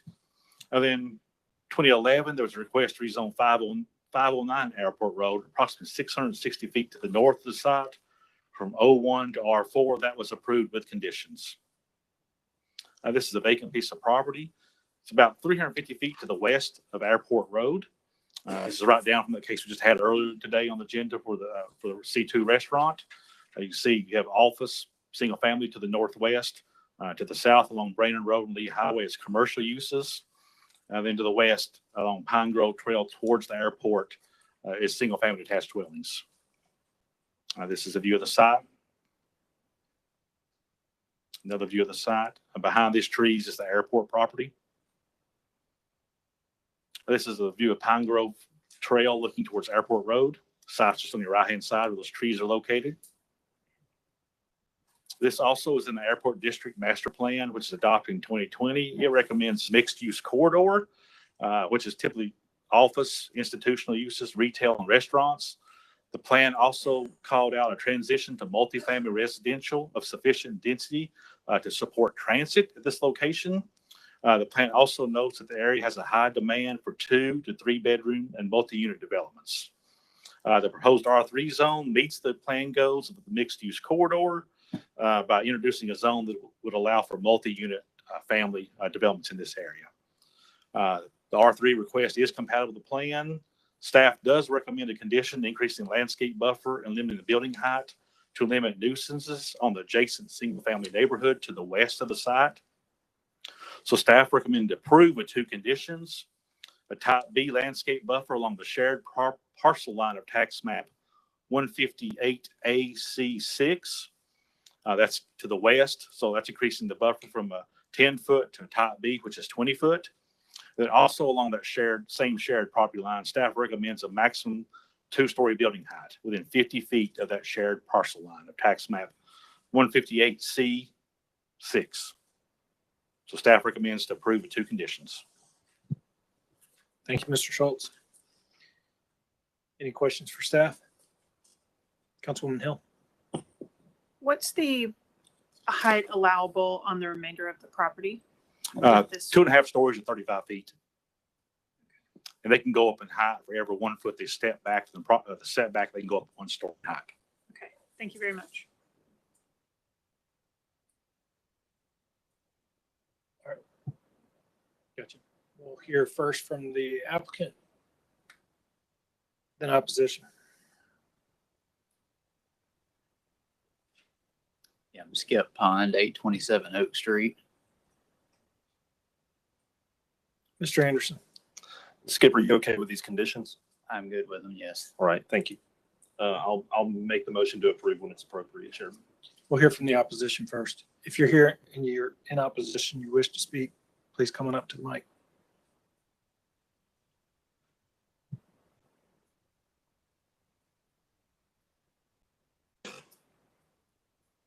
Good evening. I'm Anthony Harrison. 5910 Pine Grove Trail. Stay right down the street from the site. My question is this site, because on our side of the street, we got a very multicultural neighborhood, very age range are different. I talked to one of my neighbors today. He's 93 years old, get around better than I do.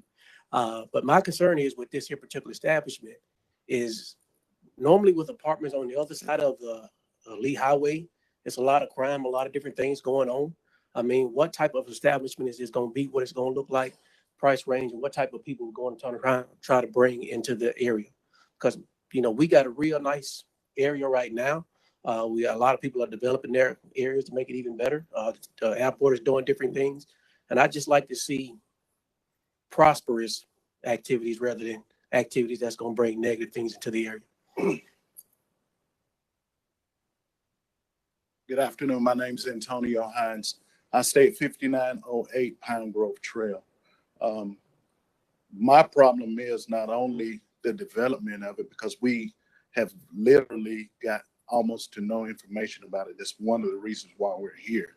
The second thing is, as you turn it in off of Airport Road to turn onto Pine Grove Trail, there is the street itself has a blocked entrance on it. Meaning as you turn right off, you got to turn over to the left. That presents a very dangerous corner if you're turning in on that particular street. So we have to go over to Pine Lawn. At the end of that street right there, sir, if you go up to the stop sign, as you're turning off of Brandon Road or Lee Highway, yes, right there. The city itself has put on there a do not block the street entrance. Immediately as you're turning on Airport Road, it's about, I want to say, maybe 100 feet, and then you turn onto Pine Grove Trail. That right there, I've seen about 3 accidents happen in that area on that particular street because people ignore the do not block sign, or either you're waiting. It presents a traffic hazard for Airport Road and Lee Highway. With those many units that are coming in, the traffic there, I can only imagine how dangerous that intersection would be for the city itself. That's all I have. Thank you. Thank you both. Mr. Anderson. The only thing I need to know is that the people who are living there are Chattanoogan's who need places to live, regardless of their income level or anything else. I move approval. We have a motion to approve, and it has been properly seconded. Mr. Anderson, the Conditions. the gentleman that was just speaking was speaking in regards to some traffic issues there. Is there a way to make sure that his concerns are at least contemplated by CDOT? It sounds like it Absolutely. might be triggered by some recent changes. Can you relay that to CDOT? So, I mean, Absolutely. I I just will. wanna- And Dan's been taking notes on it too. So we're going to talk about it after this meeting. that's fantastic. So it sounds like your concerns are going to be at least contemplated by CDOT. So thank you. And all you have to do is sit right there at that, there's a gas station at the end of that, at the end of our street. If you sit there 2 hours, I mean, you could count how many people that literally go past that sign, ignore the sign and sit right there. If you don't, there will be an accident there. Well, I know it's been there. Thank you. In the 4 years I've been. Really appreciate you being here. We have a motion to approve, and it has been properly seconded, and that was with conditions. Any discussion? All in favor, please say aye. Any opposed? Motion carries. Thank you.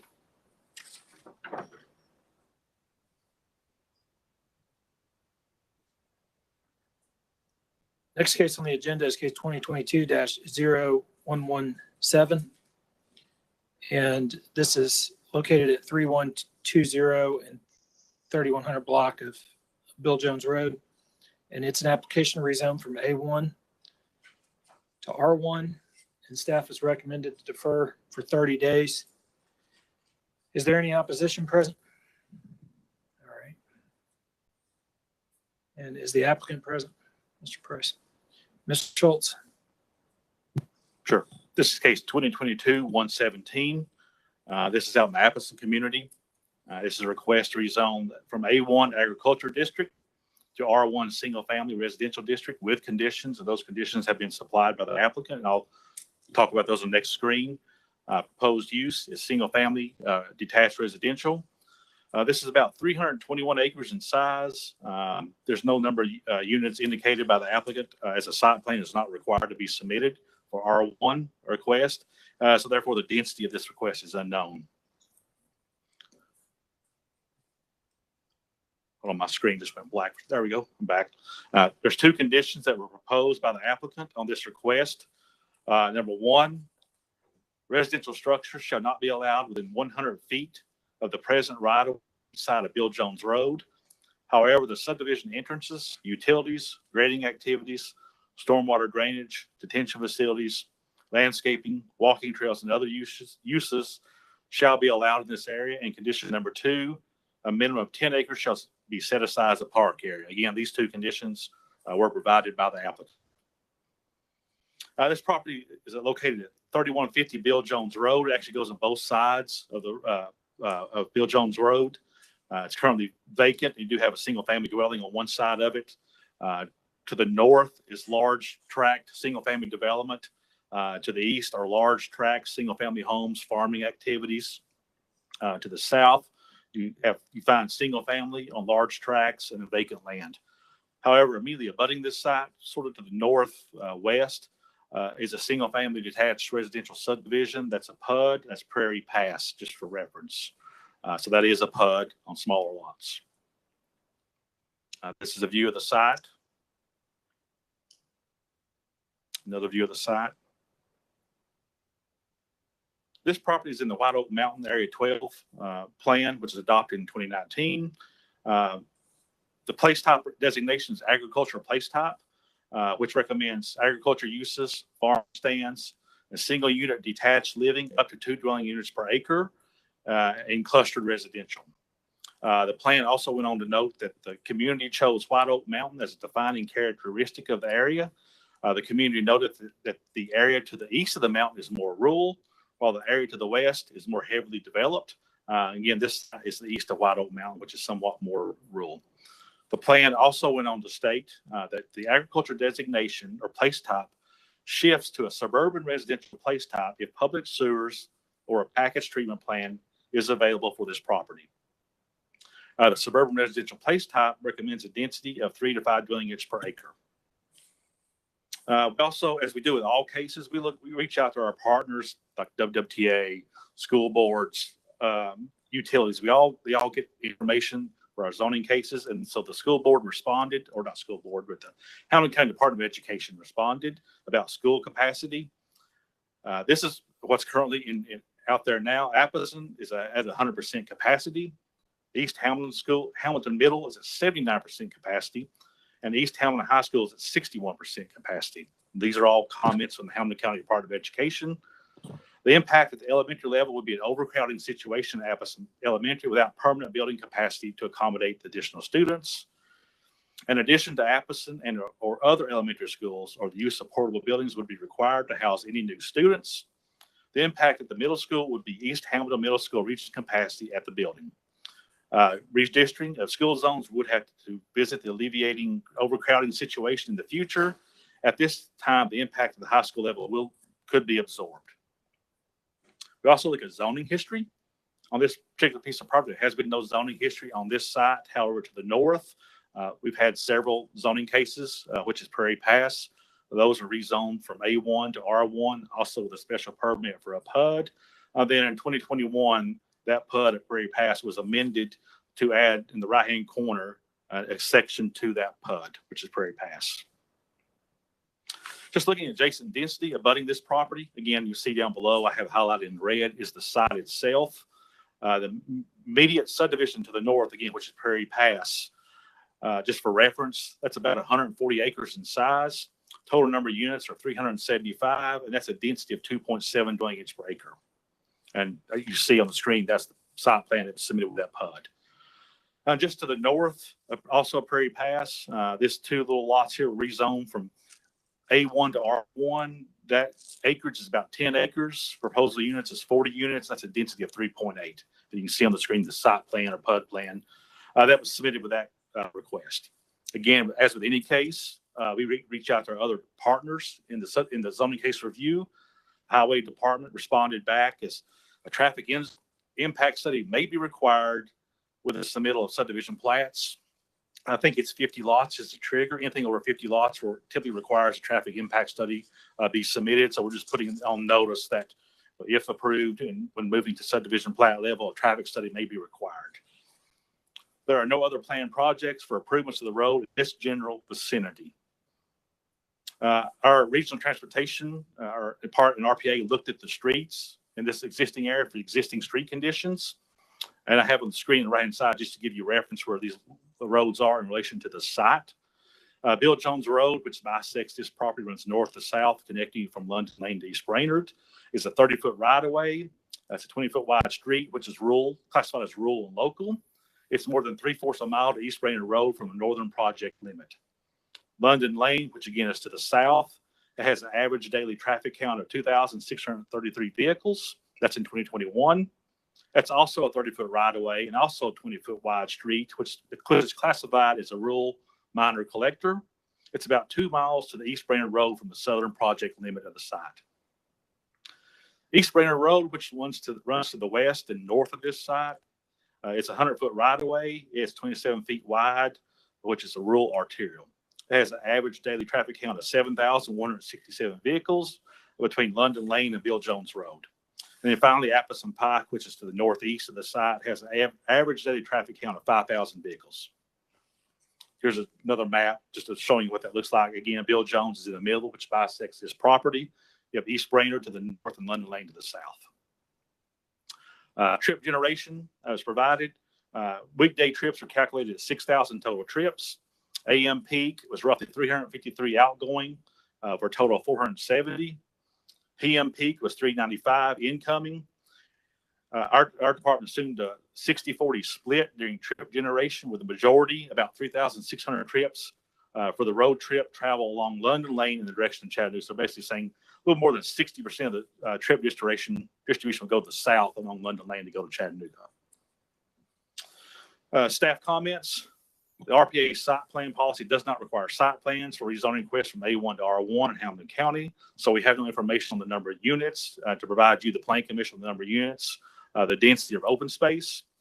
The proposed rezoning request is anticipated to be a major project development. The project is anticipated to use the decentralized sewer system on a scale which currently there's not present in the county. We do have 2 that are currently used in the county. One's on Signal Mountain called Wild Ridge Subdivision, and then the Sale Creek Volunteer Fire Department has the other facility. I think we have a couple others that are under development that will be using this type of system, but they've not been approved yet. The proposed rezoning request is not compatible with White Oak Mountain Area Plan adopted in 2019. The impact of this development would have an impact on schools in the area. The impact of this rezoning would change the rural character of this area. A residential PUD may be a more appropriate tool at this site to be compatible with plan goals and surrounding development form. Staff recommendation is to defer 30 days. So we as staff can have a meeting with a developer and engineer to determine the possible project changes, which can minimize impacts and improve design as well as community benefits in this area. So staff recommends to defer for 30 days. Thank you, Mr. Schultz. Any questions for staff? Commissioner Highlander? Brian, thank you, Chairman. Brian, I do appreciate your thoroughness, and it looks as though you have looked into it pretty closely. I know from having been in that area, it's not in my commission district, but it's adjacent to it. I've been there quite a bit, and around those schools, it is horrendous in that area. There are certain times that I've waited 30, 40 minutes, and I would really appreciate a further study. I'm not saying I'm for or against it, but I would certainly appreciate, I would, if I get a chance, I'll make the motion to approve your request to postpone until you can have further study. I'd like some more questions answered before I make a final decision, but thank you for your thoroughness. You're welcome. Anything else before we hear from the applicant? Mr. Price. Thank you. Mike Price, MAP Engineers, 7380 Applegate Lane, Chattanooga, Tennessee. 321 acres is the proposal before you today. Just so that you know, it is a proposed maximum of 800 units. which is a density of 2.5 units per acre. Now, to give you some context with regards to this proposal, I'd like to give you some numbers as it relates to other subdivisions that are just within a stone's throw of this particular proposed development. Magnolia Farms, which has 248 lots, has a density of 1.8 units per acre. Prairie Pass has 375 lots proposed on 140 acres, or 2.7 units per acre. Bentwood Cove has 251 lots on 110 acres, which is 2.3 units per acre. Crystal Brook has 203 lots on 105 acres, which is 1.9. Hogs Landing, 224 lots are approved on 81 acres, or 2.8 units per acre. And Prairie Landing has 36 lots on 10.5 acres, which is 3.43. The point being is we're sitting right in the middle of what has currently been developed in this area of Appleton.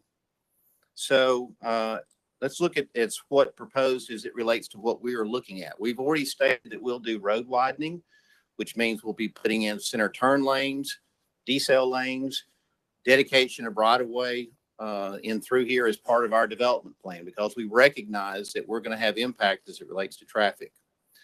The other thing that we put in our condition coming forward with, which is unknown that I have seen anybody else do, is we have a 100-foot setback that we have self-imposed along Bill Jones Road. No other development that I've ever seen in the Appleton area has done that. So that is to push us away and leave that rural character in play. So if we look through then with staff conditions or staff discussion, one of the things that I see in through here says that the plan notes that agricultural designation shifts to a suburban residential place if public sewers or a packaged treatment plan are available or on the property. And that's exactly what we plan on doing. So if we're doing that, then that means that we are meeting a suburban residential, and suburban residential is supported by the land use plan. So we're 100% in keeping with the land use plan, especially keeping at a density of no more than 2.5 units per acre. Now, we've got a little inconsistency going on here. So the RPA in its staff recommendation states that a land use plan is not required. And the reason I understand that I've got a deferral that is before you today is because I didn't give a site plan. Well, we can't have it both ways. You've got to have one or the other. Either you require a site plan or you don't. Now, I met with staff shortly after we made a recommendation or proposal. And out of that, after meeting with staff, there was then an email that was sent to staff and said, hey, if there are any other questions that come up that you have, you let me know. We never heard a word. So when I got the deferral, I was really surprised. All it would have taken was one phone call or an email and said, hey, I know it's not required. Could you give us a site plan? Or could you tell us the density or give me some other number? And I could have easily provided that.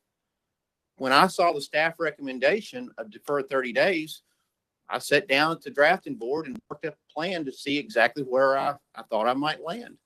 We're still working through some of those environmental issues as it relates to wetlands and streams, which all have impacts on the plan. But I could easily figure out what a maximum density was. I just never got any sort of phone call or email from staff. And so I therefore feel that we now should be able to move forward. We all understand that deferrals cost money and time and energy, and we've got deadlines that we're trying to hit to move the development forward. So if there's other dialogue or conversation to take place, I'd like that to take place between now and county commission and not spend another 30 days or longer going through this deferral process. I think that this plan that I have directly behind me on the board shows that we've got a plan. We think that this is pretty accurate, but it's going to change, but it still represents a maximum number and density with what we're looking at. Growth is occurring in our area. All you have to see are the subdivisions that I've just named. You can also point out that the McKee Bakery is in a major expansion, which is going to add 400 jobs. I understand that we're talking about another Volkswagen plant. Lord knows how many more jobs that's going to add. This area is changing. It's not agricultural. We're not an agricultural community anymore. I looked and did a search Does anyone have any idea or a guess where our county stands in population in terms of all the other counties across this entire nation? Where do you think we might stand? We're 198th. Out of all, from population standpoint, we're the 198th largest county in America. And we're going to get bigger. And we have a need for housing. And this is an area that is appropriate. And given this plan and given what we're looking at doing, we also have a 10-acre park that we've set aside. The land use plan is clearly met. This plan clearly meets it. It clearly should be approved. And if there's, Mr. Chairman, if I might, I've got 2 minutes left. I'd like to reserve that for the rest of my time, please. Absolutely. Thank you, Mr. Price.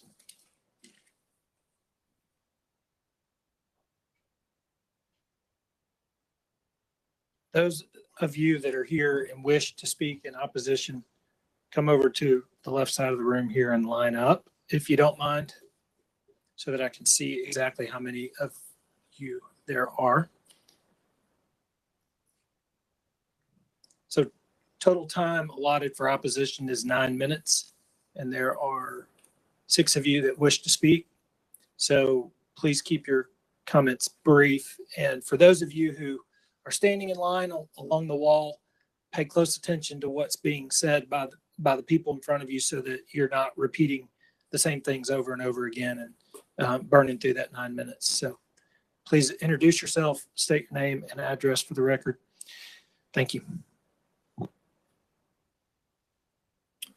Afternoon, my name is Eddie Hernandez. I'm at 3359 Prairie Range Lane in Appleton, 37302. Took annual leave from my job and time out of my day to speak with you all today. I stand before you representing not only myself, but over 200 other Hamilton County residents and businesses who would be affected by the zoning change. These 200 plus individuals signed a petition that we have before you today. If given more time, I'm quite positive that I would be able to acquire a lot more signatures. We all are asking for the same thing: build more schools, improve the infrastructure such as roads and sewerage, and then improve these new subdivisions. Please stop overstressing our schools and infrastructure. We're over capacity already. This new 800 home subdivision will cause more unnecessary stress on an overstressed system. 800 homes will bring an average 1,600 plus children to the schools and 1,600 plus autos on the road. I have a child at Appleton Elementary, which is currently at 657 students. They are currently 57 students over capacity. Where will these estimated 1,600 new students go to school? Because these schools are already over capacity. Portable buildings cannot take this many students. Our roads are already extremely congested, and TDOT and the county do not have anything in place to properly ease the congestion of an estimated 1,600 plus additional vehicles or future plans that will alleviate these problems. After speaking with developers Thursday, the price point for these homes will be similar to Prairie Pass. I live in Prairie Pass. You cannot get into our neighborhood for less than $625,000 for a new 2,500 square foot home on less than a quarter acre. That means the average income needed to purchase a home at that price point in today's current interest rate is at or over $135,000 a year. Volkswagen and DuPont are adding several hundred new employees to our areas. Yes. How many of them will be making over $135,000 annually? I understand the developers can only control their own property, but the problem is that there is no value added to this proposed new subdivision other than the profit for the developers and tax dollars to the county.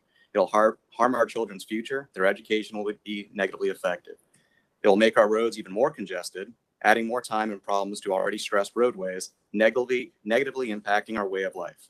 This is why we're asking all of you on the Planning Commission to deny this. You have a responsibility to the residents of Hamilton County to make zoning and land use recommendations to the local legislative bodies and to make final decisions on subdivision requests. This subdivision request will negatively impact the residents in this area because we don't have the infrastructure in place currently to support 800 new homes, 1,600 plus children, and 1,600 plus cars. Please take my request seriously and deny this request. Many residents in this area are apathetic to this process because they feel it is already a done deal by the time you hold these hearings, especially when they attend community meetings and see that planning commissioners are the applicant and the builder for the subdivision, as well as staff sitting all next to each other in the front row. Please, infrastructure first, then the neighborhoods. I know you guys can't do anything about the schools or roads directly, but you can do something about how many more children and autos will burden an already stressed area. Don't approve this, and please don't destroy our children's education. Finally, I was told recently by Mr. Payne, if you don't grow, you'll die. I agree. But if you overextend yourself, you can also die. We're not anti-growth. We're against unintelligent growth. Please don't put financial interest ahead of our children's education. This development is at the detriment of our children. And I concur with Dr. Highlander. I believe a more updated traffic study would be a responsible thing to do. And that's it. Thank you. And if you guys would like this, There's 5 minutes remaining. Bill Hollander, I live at 11,000 London Lane, and I have property also that joins this. I'm going to talk about something different. I can stand on my front porch this morning and I can smell honey buns being made. When 3,000 people start caulking up there, I'm going to smell something else if this system doesn't work. There's not another system in the state of Tennessee that's got 800 houses on it. We've got a fire department that's got it, but we need some more information about a test. Have they tested this land to see if there's 20 feet of topsoil on it that will accept this? Have they gave us a figure of how many acres they're going to set aside for this drip system? They recommend, the state of Tennessee that I've talked to, they recommend that about 30 homes can be put on 1 acre. I talked to Sevier County today that's had a nightmare with these systems, and they said, we highly recommend that you set either the same amount set aside, or you set at least half that much set aside. So if it's going to take 30 acres of land for this drip system, we're asking 50 acres to be set for it. Because if we do not set some area aside for this, we're going to smell it. They think my cows make an odor when these people come in here from California and everywhere else complaining about my cows. They don't know nothing until these 3,000 people start a problem up there. So I've lived in Appleton for 76 years, and this is the worst thing I have ever seen come to our community. Thank you, sir. I have one other comment, There's still comments real quick. We are going to have a community meeting. We're not going to have a community meeting 5 miles from Appleton. We're going to have a community meeting in the 37302 zip code at one of 4 locations where we can have a meeting. They've not been a community meeting in our zip code yet.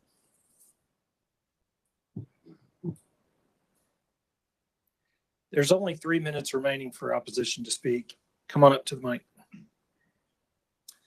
Hi, I'm Keith Longley, 4301 Bill Jones Road. My main concern is traffic. Traffic is horrible out there right now. It only is going to get worse. When you think about 800 houses, that is larger than practically all of those subdivisions combined that Mike talked about earlier, with the exception of maybe a couple. There are 200 here, there are 200 here. We're talking 800 in one on Bill Jones Road. They're going to leave and go London Lane, or they're going to come out East Brainerd Road. 800, assuming there's normally 2-point-something cars per residence, but let's say 1 car leaves a day and they go in the heavy rush hour. You know how a typical car is 25 feet long. Okay, 800 of those backed up, that's 20,000 feet. That is 3.78 miles of cars lined up one-on-one behind one another. If you've ever been out there and tried to get through that intersection of East Brainerd and Ooltewah Ringo Road, you'll sit forever. It already backs up to the True Value, even on a Sunday afternoon. So it's just simply way too much, too fast. This could be a beautiful development of estate-size homes, 5 acres or larger. That's what people moved to Appleton for, is to have some elbow room. Anything over that east side of the ridge anyway, that was supposed to have been maintained. Sir, I hate to interrupt you, but there are several people that wish to speak behind you. Could you, I missed your address. 4301 Bill Jones Road. Okay, thank you. Thank you. Okay, I'll try to keep it quick. My name is Jan Ditzer. I live at 2413 Woodthrush Drive. I have a petition signed by 68 people in the time frame from Friday evening to Sunday evening also. And these 68 people all are in agreement that the Area 12 plan, the White Oak Mountain Area 12 plan, is not meeting what the community input has been. They're concerned with the traffic, they're concerned with the schools, they're concerned with the wastewater treatment, and they're concerned with not having retail places to shop or restaurants to eat. I brought up the suggestion of something similar to one of the builders about something similar to Cambridge Square and was flat out told it was too costly for the area. In doing something like that, you would relieve a lot of traffic congestion off of Ooltewah Ringo Road and East Brainerd Road, which is still questionable as to when the renovations and widening of that section of road is going to occur. The other thing is I walked that place. I got a heck of a lot of chiggers. I saw a lot of snakes, and that's on the frontage area of Bill Jones Road, which they're proposing to use as a frontage for walking trails. This is naturally swampy area where I walked, and the road conditions of Bill Jones, it's got cracks in it. Ma'am. You could put 3 fingers in. What I'm going to do is I'm going to make sure that we hear from the people behind you. Yeah. So I'm interrupting you. Your No, time. I'm finished. Okay, that's good. But I'm going to add 3 minutes to the time allotted, and then I'm going to cut you off at the 1 minute mark. So everybody that wishes to speak. Well, anyway, Just I'm completed, and all I have to Okay. do is turn this in to whoever Yeah, needs it. go ahead and give that to Mr. Maybe. Thank you. Oh, I want to say one real quick thing. I promise, No. real quick. Change is a very hard thing for people to accept. It takes a certain time frame. It takes certain education for people to accept change. Granted, this is an area of high growth. You've got 80 houses going in. Ma'am, I've extended some additional time, which Okay, you're now I'm using. sorry. Thank you. But we're not Come on up getting to the mic. I'll be very quick. My name is Carrie Culpepper. I live at 3927 Sycamore Cove Lane in Appleton. And just a few extra points. I saw where it was written, and I experience it all the time, that, we have the really horrible traffic congestion at the intersection of East Brainerd Road and Ooltewah Ringgold Road. They have the 4 schools that go through there, and, it's like, oh, well, there's like traffic at peak times. There's really like 4 or more peak times. So with your school starting at 3 different start times, end times, then plus your end of the day commutes coming home. And just along those times, part of the planning commission's job is to make sure you can make it from point A to B in a reasonable amount of time. And just to ask yourself, is waiting 15 to 19 minutes? I've waited 19 minutes before that intersection to get through one intersection. Is that a reasonable amount of time? I work at McKee Foods, and as far as the new jobs that are planned, most of those jobs I would say are in the $40,000 to $50,000 range. So just speaking to the price of the houses that will be going in, I don't know that really makes sense to tie McKee Foods to that. Thank you.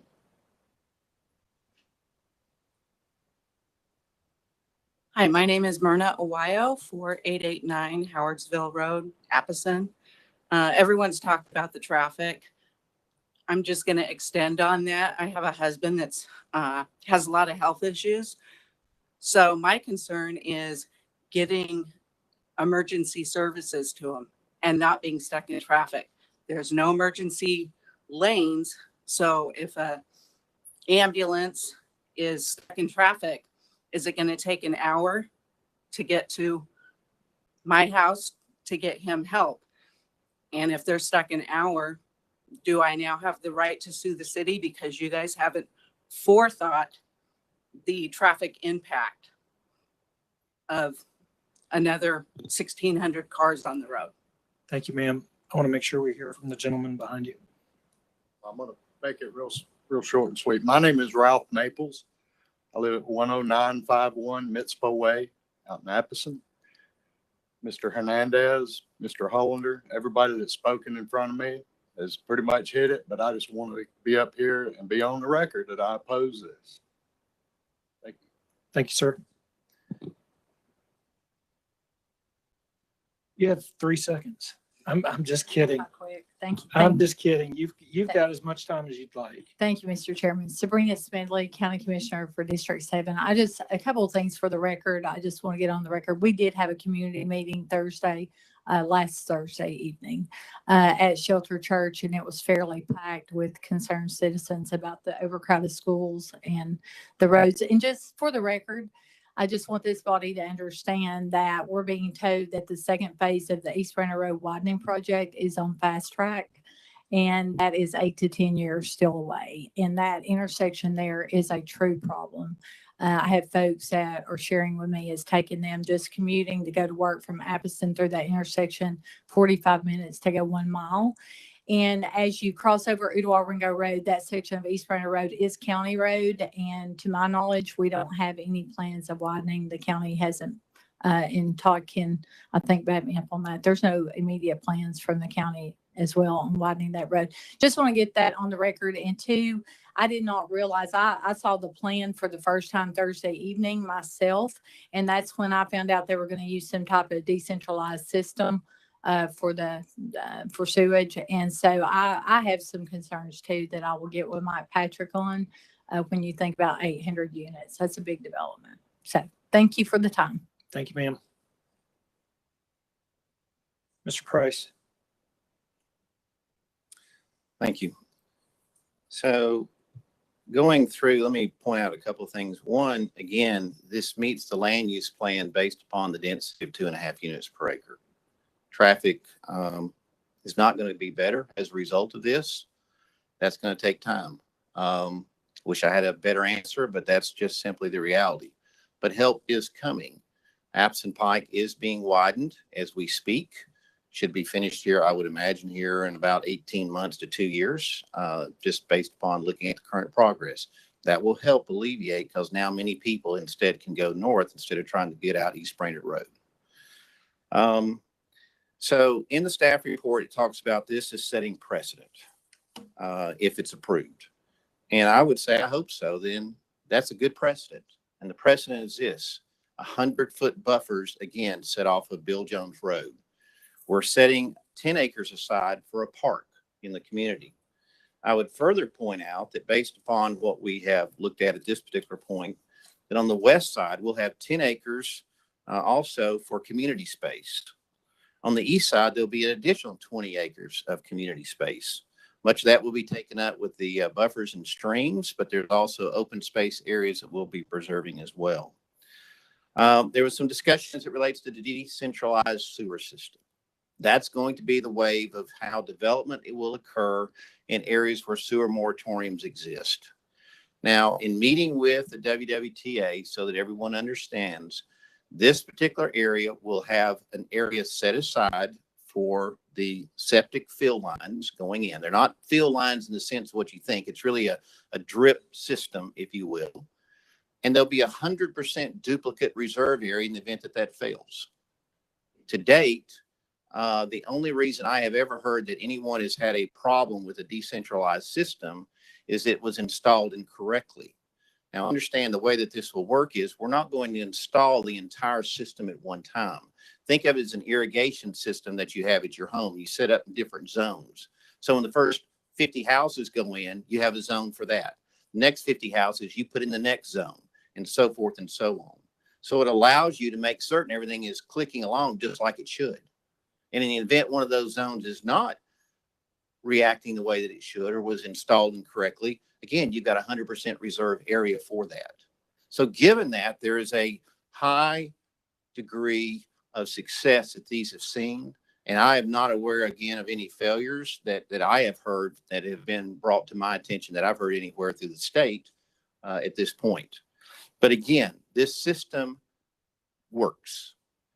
Given the other conditions that we have, the fact that, again, I would point out here as it relates to the staff recommendation, let me just point out a couple of things that were pointed out here. So it talks about schools as catalyst for residential development.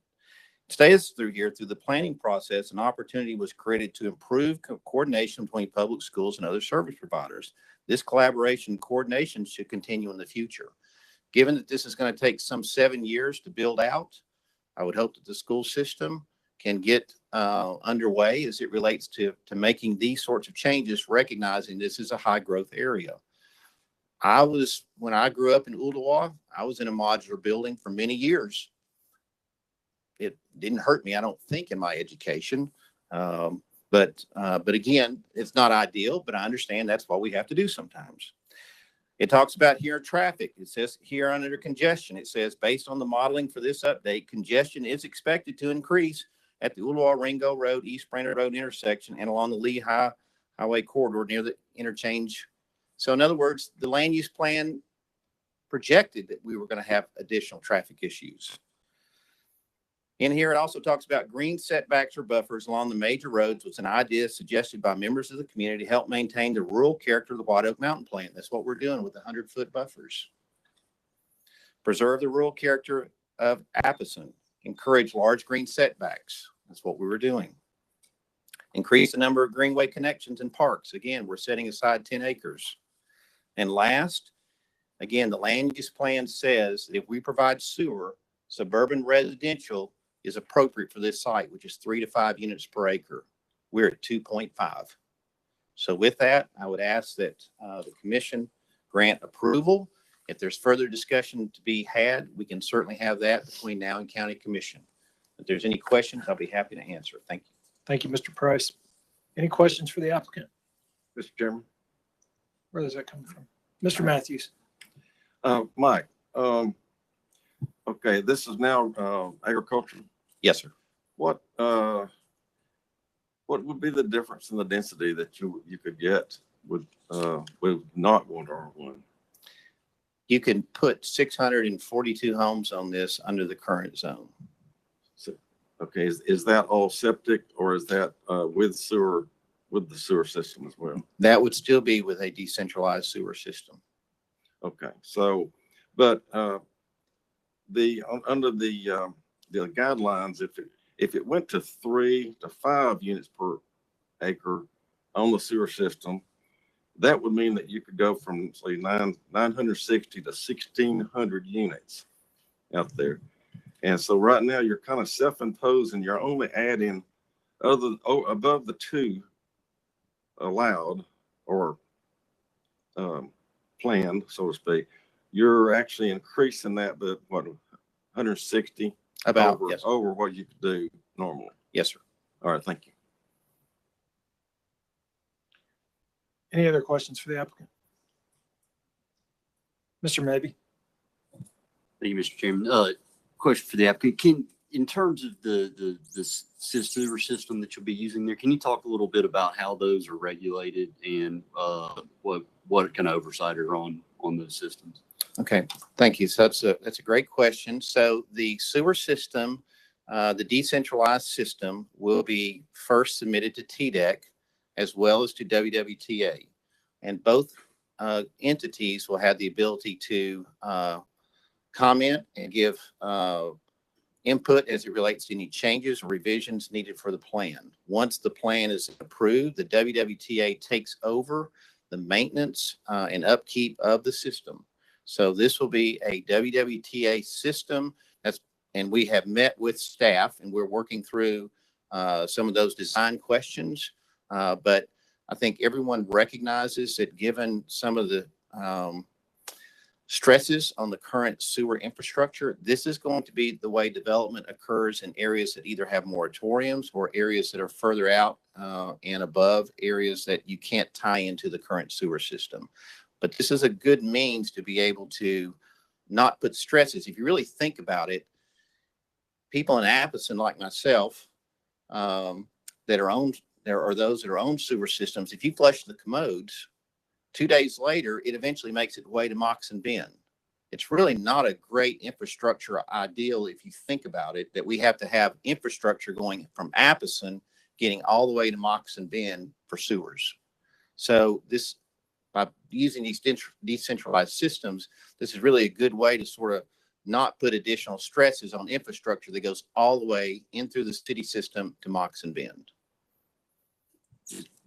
Just to clarify, so you would be required to abide by restrictions from both WWTA and from TDEC, That's correct. Whether we approve or not here. That is correct. Both entities will have to grant approval for this system. Thank you, sir. I have a question for staff. What, after having, and maybe this is a question for Dan, but I just want to get a better understanding. What, after having heard what you've heard today or even maybe knew prior to making the staff recommendation, what additional information is it that you would hope to gain over the next 30 days? I mean, what specifically would be accomplished? Because most of what Mike is saying sounds like it's either should have been a recommendation for denial and the reasons stated and or a recommendation to approve it and the reasons stated. So I guess I'm just curious what information it is that you want to gain over the next 30 days. I don't want to get into some kind of back and forth about how we shared information, but we did have a meeting with the applicant and with Mike. We talked about getting other information. And finally, for that public meeting that was held, I guess a week ago, they produced this site plan, not a site plan, it's some kind of view of what they think the site could be in terms of where the development and the treatment system and everything else would be located. But I don't know if they're asking to be held to that number of lots or anything else. But I guess I would just say in terms of, again, this property is 321 acres. It's a big site. It's going from A1 to R1. We don't really have a great process for that. So it's not really unique in the county. We could have 5 more of these in the next year. And we're trying to establish a process where we review them consistently. So, they will have impacts on sewer, sure. I mean, so they're going to accommodate that through this package plan, but there will be impacts on schools, there will be impacts on roads, and we absolutely need housing. So not diminishing the need at all, but just trying to have a consistent process. This one, in the case that we do have the White Oak Mountain area plan, much of the county, we don't have any area plan. So I would, again, just say we're just trying to be consistent in the review of it. And so in terms of additional time, I'd say just trying to get to know the project more, looking at, again, I haven't physically seen that plan. And so just trying to get more information out of the applicant to hopefully get to a point where staff could actually support the request. Thank you. One follow-up question, and I'm sorry to put you on the spot, Dan or Brian, but is the plan, is a rezoning from A1 to R1 in keeping with the Area 12 plan? Because that's one of the most recent plans that we did. And I guess the question in my mind is, if it is, I'm assuming, and I mean, we were all around when that was done, that the concerns that we're hearing in regards to traffic and schools and sewer and, all of those sorts of things were contemplated during that Area 12 plan, knowing that properties would be rezoned from A1 to R1.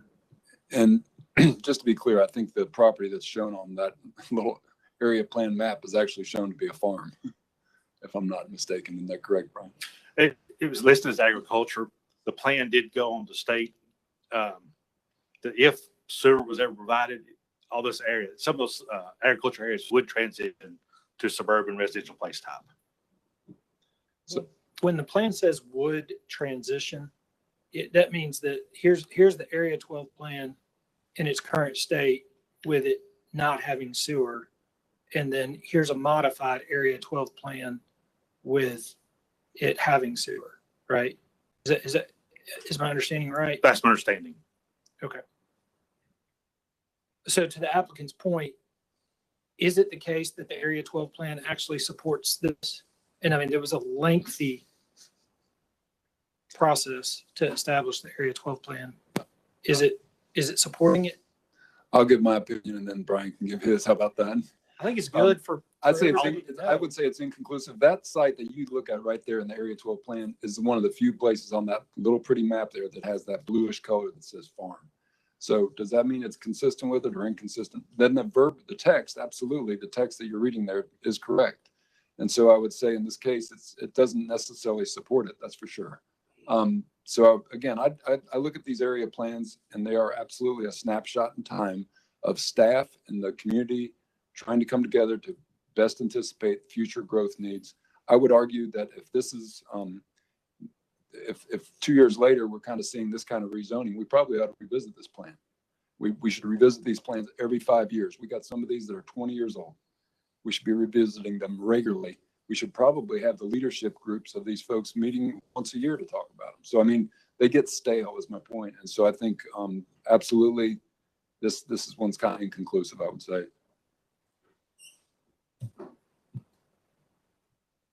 On this site in particular, just because it shows that as a farm. Sure. Thomas and then Mr. Anderson. I have a general question. It's almost a chicken and the egg question for staff or my fellow commissioners who might know. What triggers what? I mean, we have this problem everywhere in the county, and it's not going away.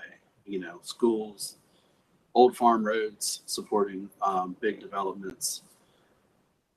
Are schools approved and roads approved and fast-tracked in anticipation of growth or in reaction to growth? Because if we don't, I don't know which comes first. And I'd like to know from someone who knows if we create a problem and then we solve it, or are we solving problems so that these arguments aren't had in front of us? It seems to be a constant conversation, and I just want some clarity on the process of roads and school funding and how that relates to development, because I feel like that's where we're getting stuck. Not this development, just in general. Councilwoman Hill and then Mr. Anderson. Sorry, Mr. Anderson. We've got a member of our school board right here, and I think she can speak to the question in regards to the school. Historically, the overcrowding happens, and then a decade or so later, the county is able to fund a school building. If we were to build one school every 10 years, it would take about 790 years to get all of our schools rebuilt. If we keep all of our schools as they are. So this is a very real question about overcrowding.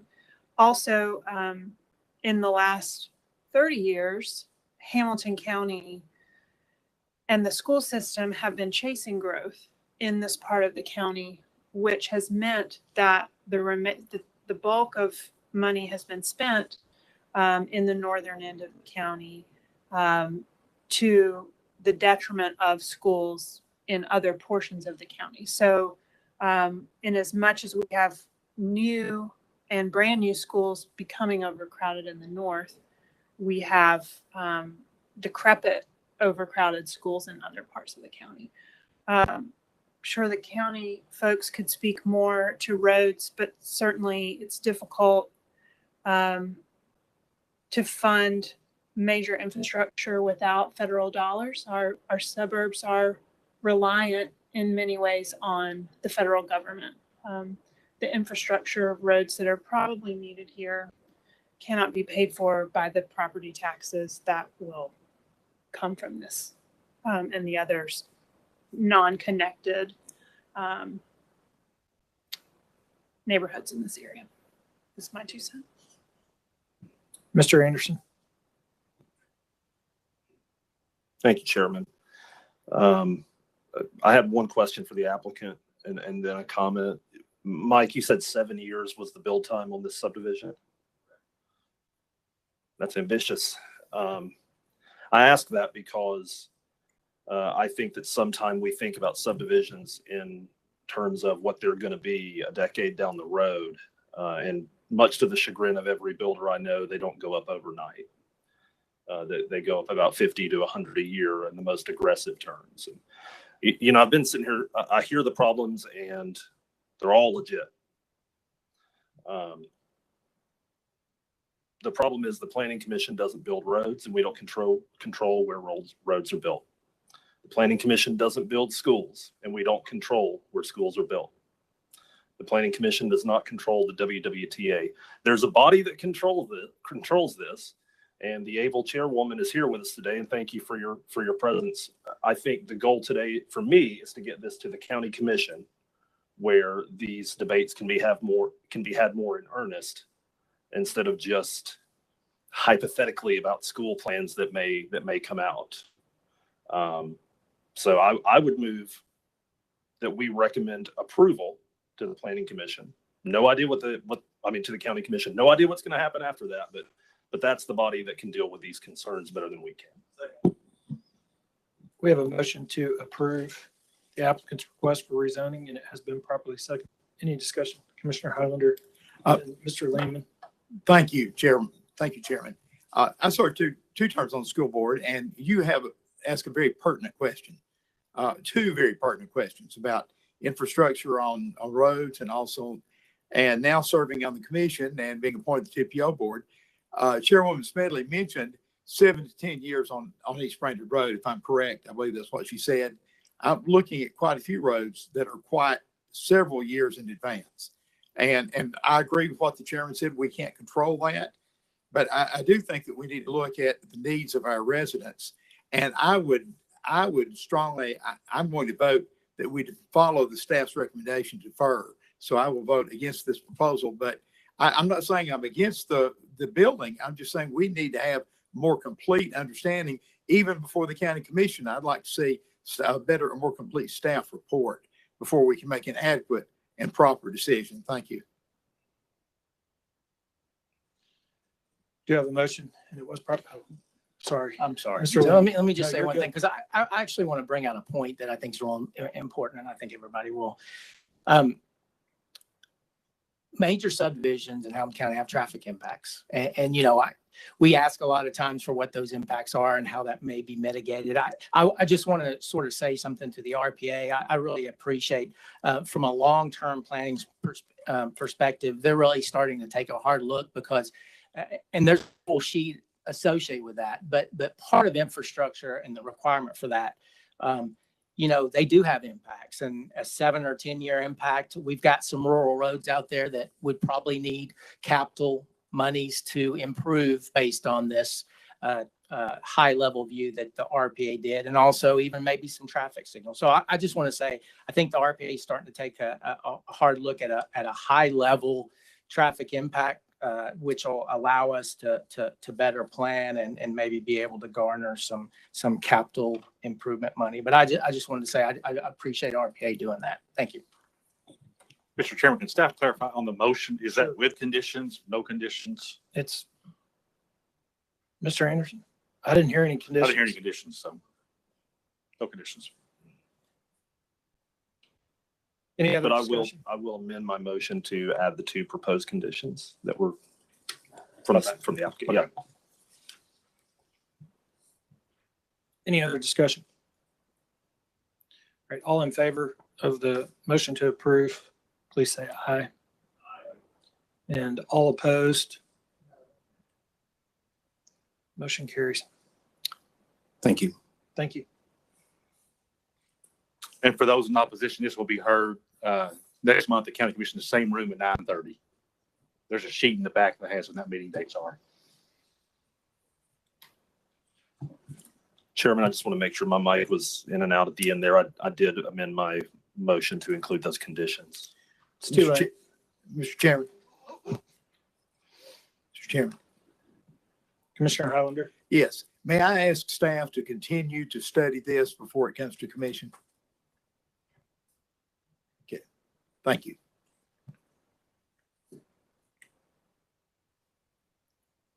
Next case on the agenda is case 2022-0118, and it's located at 3698 and 3710 Faith Road.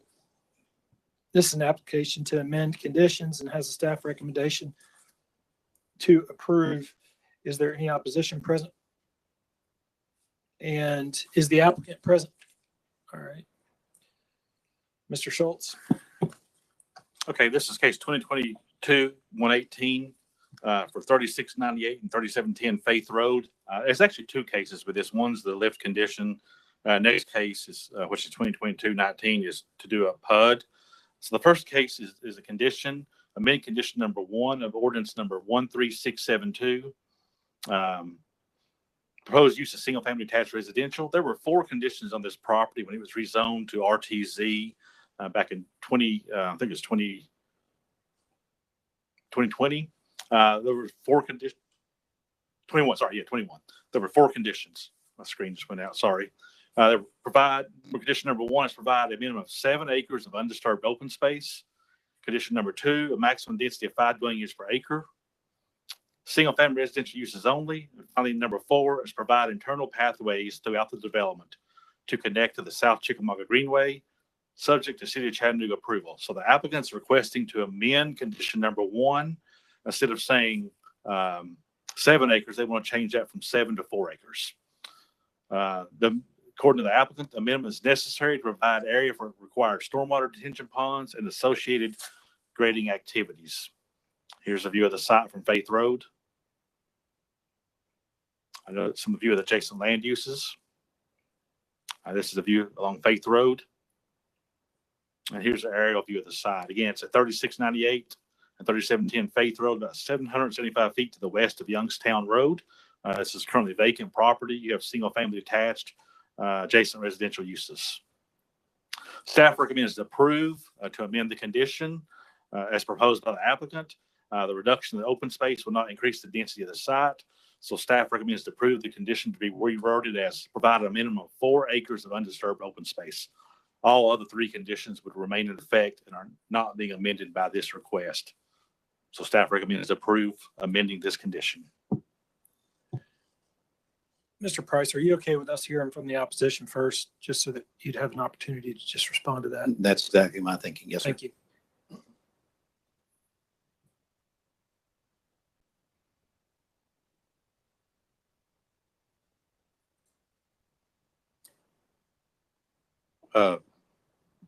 Mr. Chairman, Commissioners, my name is Bruce Blum, 115 Hilldale Drive, Chattanooga, and I'm here on behalf of the South Chickamauga Creek Greenway Alliance.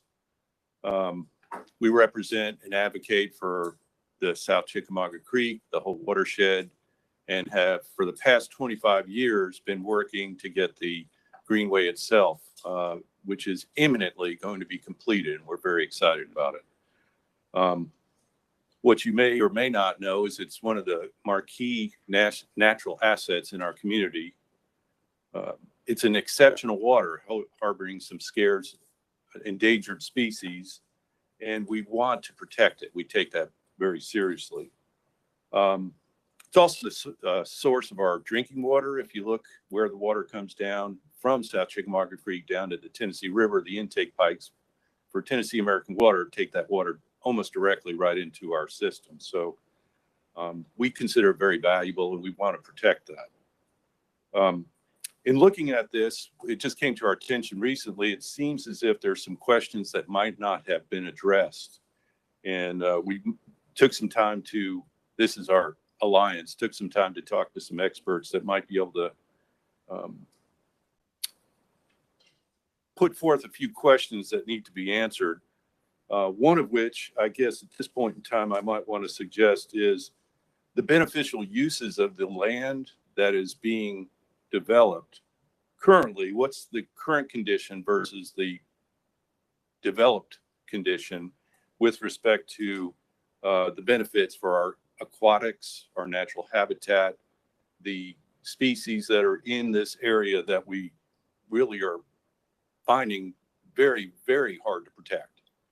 With all the development. We just heard about massive amounts of development that we need, but this is one that we're trying to protect for the community. It's a natural filtration and floodwater system that doesn't cost us anything right now.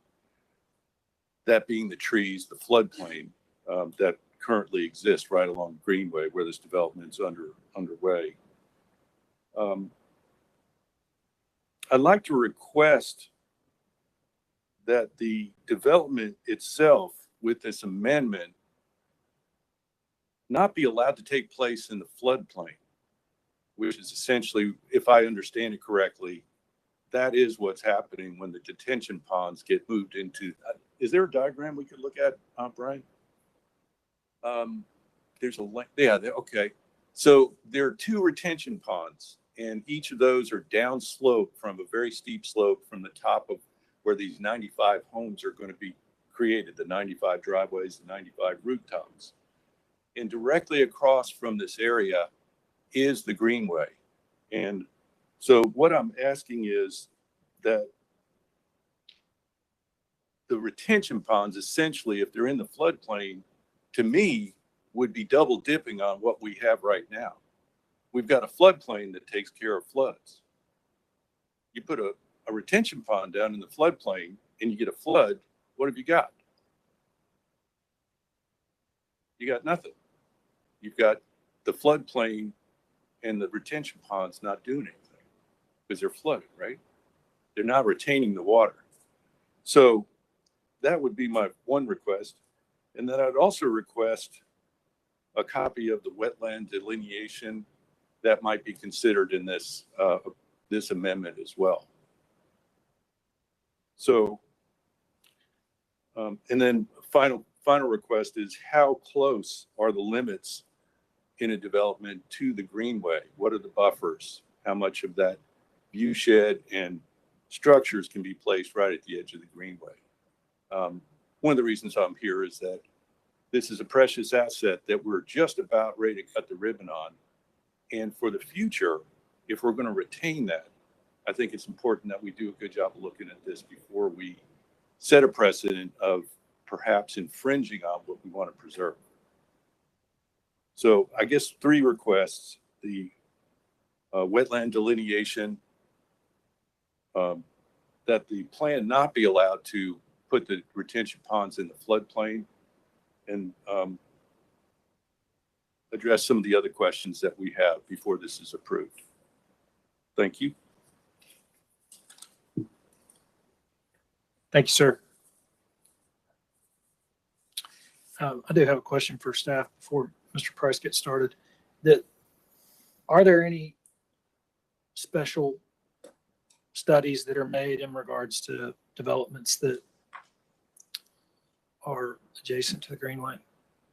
I mean, is that it? Is there a zoning ordinance? I mean, I'm not aware of any. I was thinking there probably is nothing. Yeah, I'm not aware of any. And is there for our Riverwalk? I'm not aware. So I've just listened to this gentleman talk, and you know, I know it's probably not pertinent to this development because, you know, he's asking for us to consider something in regards to an ordinance or some sort of requirement that isn't currently existing. But I do think it's probably worth noting the fact that we have these community assets that have been developed with a lot of time and energy and probably do justify some sort of special consideration throughout our zoning codes. And so, Mr. Price. Thank you. Mike Price, MAP Engineers. So first of all, there are no wetlands on site, therefore there is no wetlands to be delineated. Secondly, the greenway is not located on this property, is located off-site. We do plan on tying into the greenway to provide connectivity to it.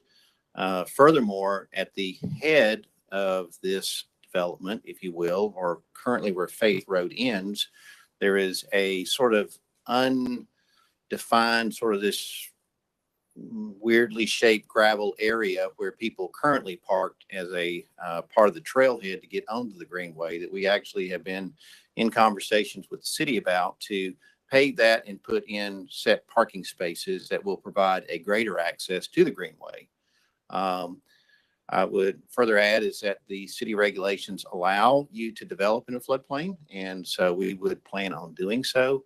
And this request only is to reduce the area from 7 acres to 4 acres of undisturbed area. That is a result of oversizing this retention pond so that we can meet water quality standards and requirement prior to discharging into South Chickamauga Creek. So given those reasons, we think that this is a good request. It does not increase density. This is not what this is about. The only reason we're amending the request is that we thought we could get to 7 acres in the beginning, and it turns out we can really only hit 4 of undisturbed areas. So that's the only request, is just to drop that from 7 to 4. If there's any questions, be happy to answer. One question. The retention pond that's designed there, is it for water quality or flood control? Both. Okay. Councilwoman Hill. Thank you. This item drew some attention for me because as a city council representative, I recognized it. I thought, I've seen this funny little header above a road before. City Council approved this with the agreed upon conditions less than a year ago. Has the property changed in that time? No. Have the water quality standards changed in that time?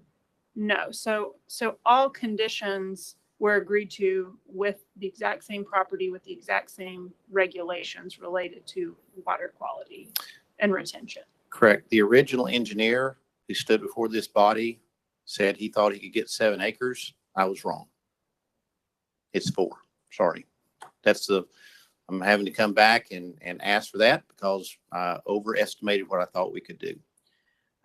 Staff, as I'm new to this body, could you give me just a little bit of background on how these conditions came to be part of the agreement in the first place? Because the tradition is that, or the process is that the applicant agrees to any conditions before they go into the record. That's something very important on city council.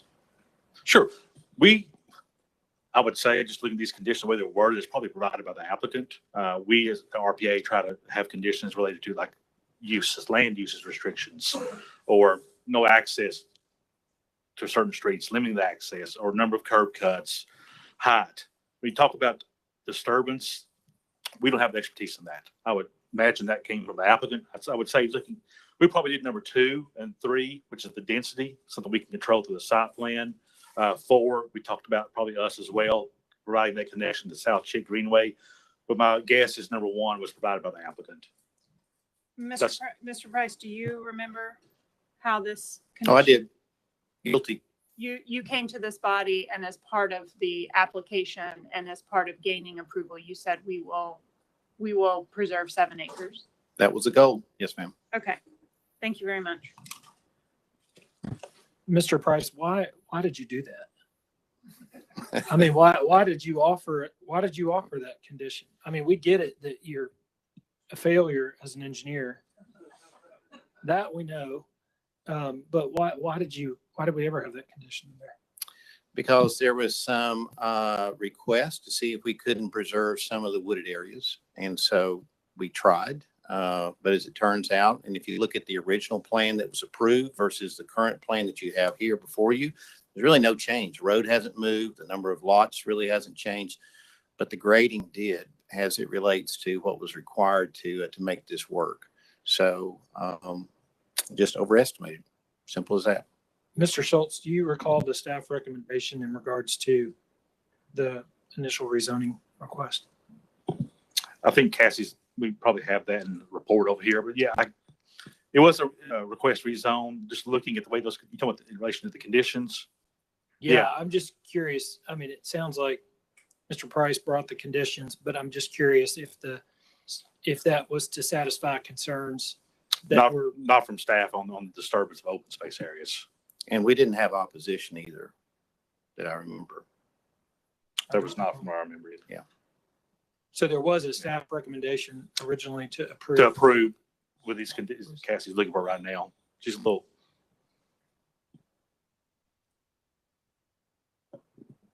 Any other questions?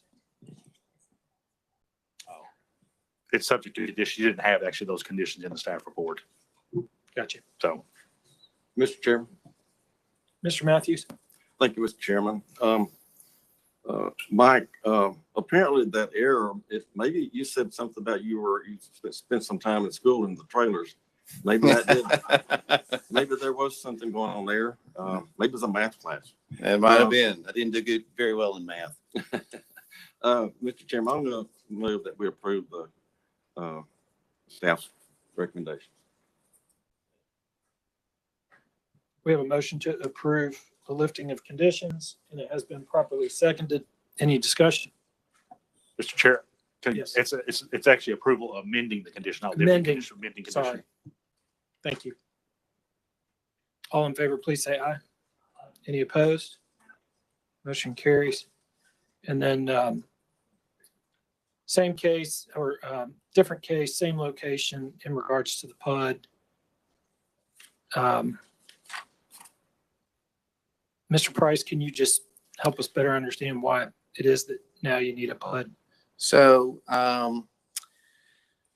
when we requested to be rezoned RTZ, I was under the impression that the side setback requirement would be 5 feet. For instance, if you're R1 in a new subdivision, it's 5 feet. However, RTZ, which allows higher density, does not let you have a 5-foot setback. Instead, is a 10-foot side setback. I've requested to staff multiple times, please, can y'all amend the RTZ to get caught up with R1, which actually allows less density? And that simply has not occurred. So I waited, asked, begged, pleaded, never got anywhere. So my only alternative was to come before this body and then ultimately city council to say, give me a PUD so I can have a 5-foot side setback. That's the only reason that I'm before this body. And Mr. Chairman, I can clarify that. We did respond to the applicant's request to amend the RTZ to allow 5-foot side setback outside the urban overlay. This body recommended approval. And at council, that was removed from the ordinance. Some council felt that was not appropriate to amend the RTZ and outside the urban overlay to allow 5-foot side setbacks. So staff did bring the ordinance before the Planning Commission, and Planning Commission recommended approval, but at council, that did not get approved. Thank you, Mr. Schultz. Any questions?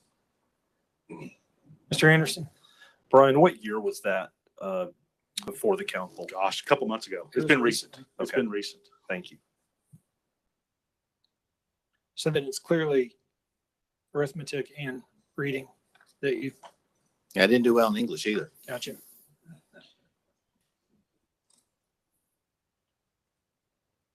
Any questions for the applicant?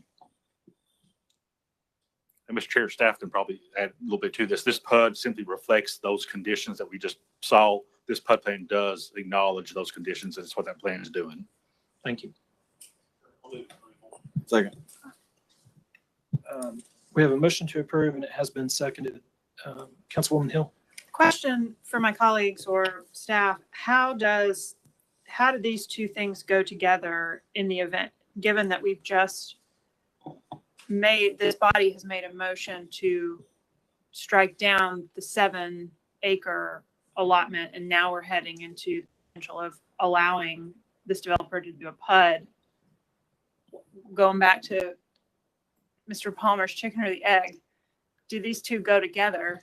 Yes, when it comes to council, both of them will be on the Planning Commission or city council agenda. The PUD plan, the conditions are actually the zoning. So if this PUD plan never gets developed, those conditions, because Okay. it's attached to the zoning, still apply. Okay. Does that answer it? I guess. Yes, thank you, You're welcome. colleagues, for the time. Any other discussion? All in favor, please say aye. Any opposed? Motion carries. Thank you. Mr. Price, are you done here today? Yes, I'm going to go get my remedial math and English classes underway. Thank you. Next case on the agenda is case 2022-0119. And this is located, 01120. And this is located at 3820 3436 Hickson Pike. And it's an application to rezone from R1 and R4 to C2, and has a staff recommendation to approve with conditions. Is there any opposition present? Is the applicant present? And do you want to comment on the conditions, or are those acceptable?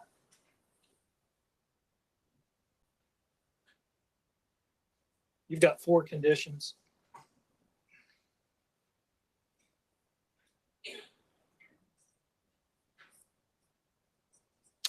I believe these are the same as last time, except number 4. We're adding self-storage uses only. Yeah, those are fine. So I just wanted to clarify on the curb cut. Sorry. Matt Mucciolo, 245 Jernigan Avenue, Chattanooga. On the curb cuts, it's one per address, not one total for all 3. That'd be for all 3 because they're part of that conzoning. Just a little bit of history on this. This came before the Planning Commission in 2021. Got to council. I think there was some opposition at council. I think the applicant would table this. So actually the council never really acted on the old case. We're taking steps to get that on the city council's agenda to get basically withdrawn. But it's been 2 years since, actually, I think it's 2020. So it's been 2 years since that case has been in front of city council. These are the same conditions as before, with exception number 4. And I can expand on that. We just didn't have a full plan for the whole property at that time, and that's what city council asked me to go back to, and we just could not come to an agreement. Since then, our LLC has shrunk, and our members are in favor of doing this at the moment. So the only thing that my engineer, my developer, told me was that it would be helpful if we can have at least one curb cut per land, or at least one for the way 3820 sits. It's kind of like the bottom parcel, and then 3834, 3836 are kind of the top parcels that are on the same land. If we could at least have 2 curb cuts, I think that would be very helpful for what our development is in mind for the self-storage. Because the way this condition is worded now for planning commission is limited to 1 curb cut on Hickson Pike. Additional curb cuts must be approved by Chattanooga Division of Transportation. So it sounds like right now it's conditioned to 1. Anything above that 1 has to be reviewed and approved by Transportation Department. And is that Division, yeah. Is that because of the zoning condition that it would trigger mandatory referral or approval by CDOT? Yeah, as part of the permitting process. This isn't a curve. You can see here's a picture of what that looks like. And I think we're trying to just limit, not having 4 or 5 curb cuts on this thing, on this curve of Hickson Pike, trying to limit those. And this is a very long, go back to the picture. Here it is. Very long frontage along Hickson Pike with the potential of having multiple curb cuts. Mr. Chairman. Mr. Maybe. Question for Mr. Schultz. If whether we put that requirement on or not, could CDOT not enforce a limitation on curb cuts through the permitting process? They could. They could. They could. So if we don't do that today and they determine it's a safety issue to have more than 1 curb cut, before he could be permitted, he would have to get their approval. Right. And the way it's saying now, you got limited to 1. Anything above that 1, he could in theory get it, but have to be approved by Division of Transportation.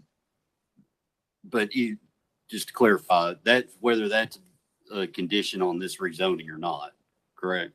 Right. But if it's not, right now there's 3 parcels. If it's not combined into 1 parcel, he can in theory have multiple curb cuts through there, 3 curb cuts potentially. 1 per parcel. Right, but this rezoning is combining the 3 parcels. Not as far as the plan. It is not. Okay, I go. The zoning is for all 3 parcels. Okay. That's why the condition specifically says one curb cut for all, I guess, 3 or 4 of those. Gotcha. Thank you, Mr. Schultz. Councilwoman Hill. So we're rezoning 3 parcels that are going to remain individual parcels, but we have a requirement suggested that they be for self-storage only. So in the event this LLC dissolves, we potentially have just said to District 2, we want 3 individually owned self-storage facilities. And Abigail may explain if he may want to combine the lots into 1 lot. That may be his next step. Yes, right now, if this is approved ultimately by city council, all 3 of those parcels would have self-storage on it. Anything above and beyond that would have to go back through the public hearing process.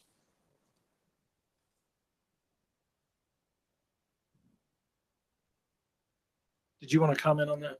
I mean, right now, so we have it set up in 3 phases only because there's a tenant in the building that's currently there that we're trying to wait for his lease to run out, but we'd like to start development on the first part of it, the first self-storage part on the lower half.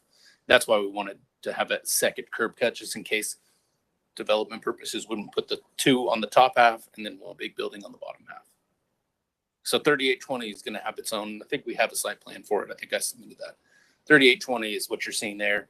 It's going to have its own indoor storage facility. It has a curb cut now. And then phase 2, phase 3 are all going to be the same thing because it's on a level playing field right there. So that was going to be, we have a tenant in there that we are trying to nicely remove. Mr. Farmer. I understand the problem. I think it makes some sense to approve with 2 curb cuts and send the case on its way, and maybe with the advice that you may want to have a site plan that shows 2 curb cuts by the time the city council sees this. So, motion to approve with adding a second curb cut. We have a motion to approve with conditions, one having been modified, and it has been properly seconded. Any discussion? All in favor, please say aye. Any opposed? Motion carries. Next case on the agenda is case 2022-0121, and this is located at 13513 Black Valley Road, and it's a rezoning request from A1 to M2, and has a staff recommendation to approve with conditions. Is there any opposition present? Mr. Chairman, you did receive, I think in your Google sheet, there was an opposition email we received from one person.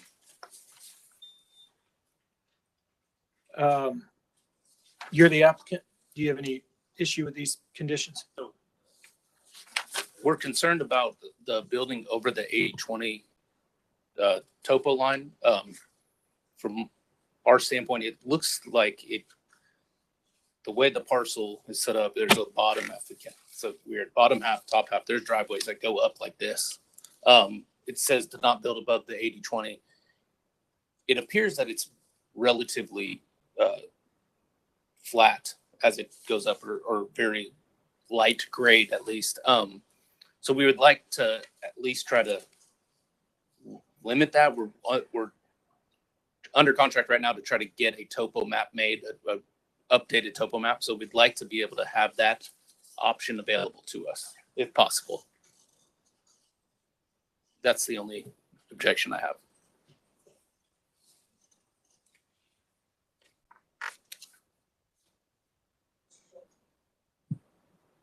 Why did you add the condition that there be no grading? Can I explain I'm not the staff person. Well, you're Let me go the ahead and get into it. spokesperson. I'm the spokesperson. Come on. So Why did you do that? why did I do the 820? Staff being the larger presence that's not here, looked at it and trying to protect steep slopes. We picked 820. It looked like where it was going up the ridge cut. You see 820. Mr. Schultz, You could do 830, 840. I don't mean to be argumentative, but don't we have a city ordinance that protects steep slopes? This is the county. County. And it's not argumentative. Okay. No, that Is was that 820 a hard and fast? Because it sounds like No. it's an issue. I think you can, I mean, if he's saying it's going to be an issue, I don't know. Could it be There's no really 850? hard fast. We have nothing, no policy document that stands on that says 820 should be the number. We just looked at the aerial maps and tried to guesstimate, if you will, of what that looks like. Gotcha. Mr. Chairman, I have a comment. Mr. Matthews. Yeah, looking at the topo that you have, that, of course, that's, that's fairly decent topo, 10-foot intervals. It does look above the, between the 830 and 840, it flattens out a little bit. And I would suggest that we modify that to be 840. And because that's, it does level out pretty nicely there. So I would like to recommend that we approve this, changing item number 1 to 840. We have a motion.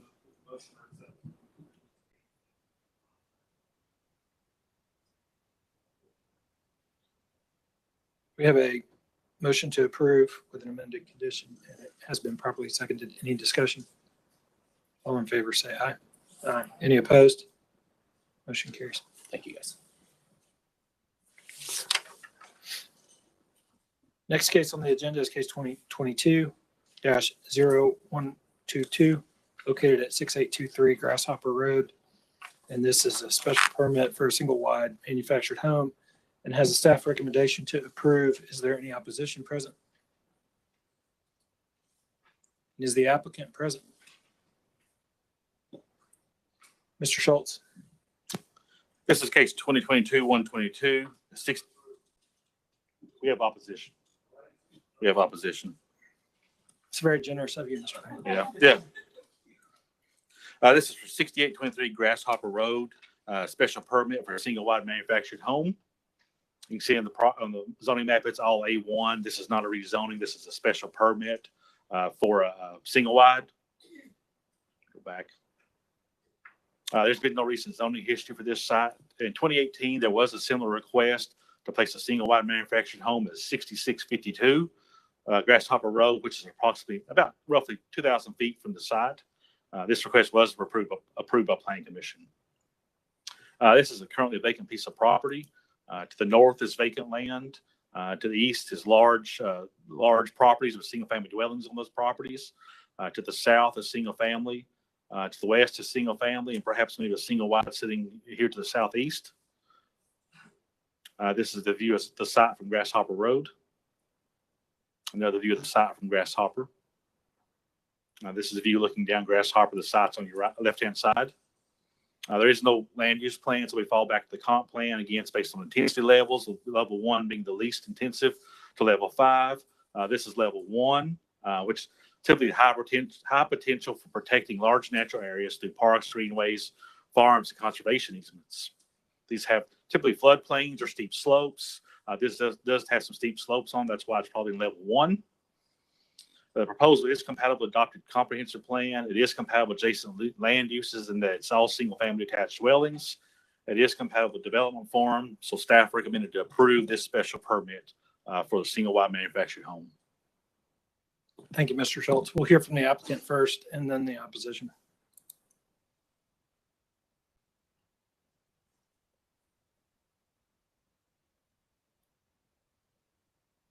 Hi there, my name is Caroline Lamb and I live at 13426 Braxton Lane, Birchwood, Tennessee. I'm not really sure what to say here. I would like to kind of know what the opposition is in order to address that, I guess. Yeah, that'd be fine. Okay. We'll hear from the opposition and then you'll have an opportunity to speak.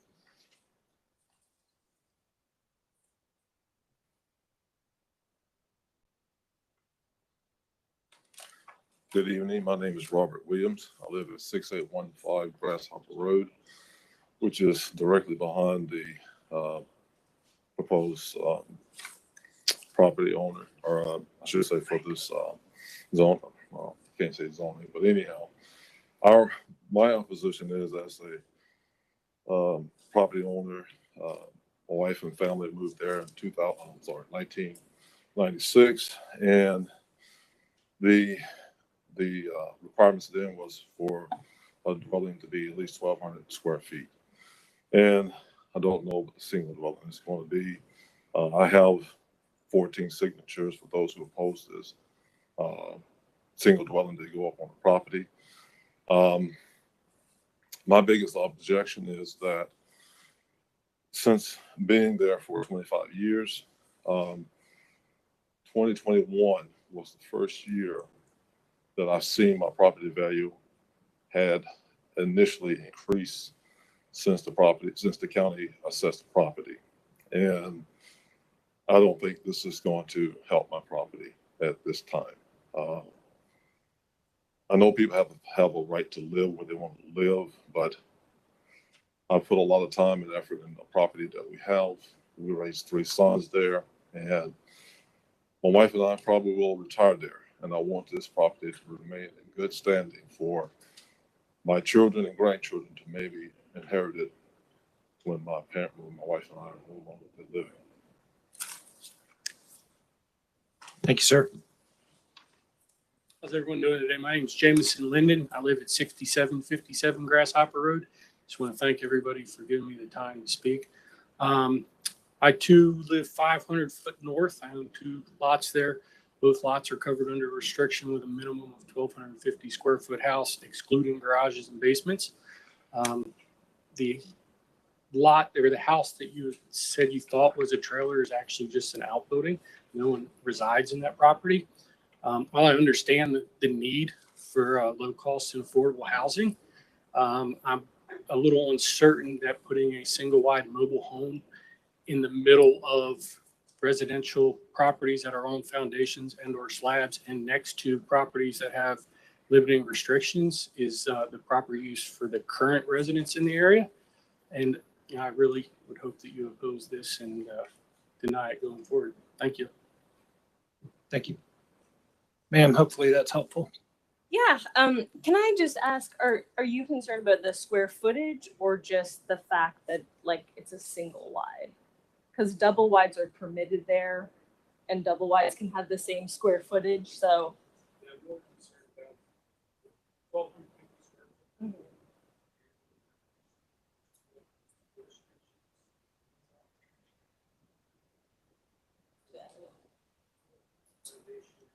Gotcha. Yeah.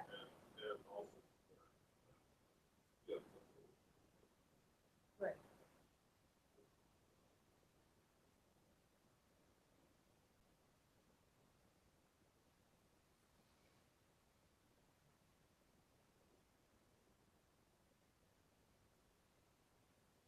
Yeah. Gotcha.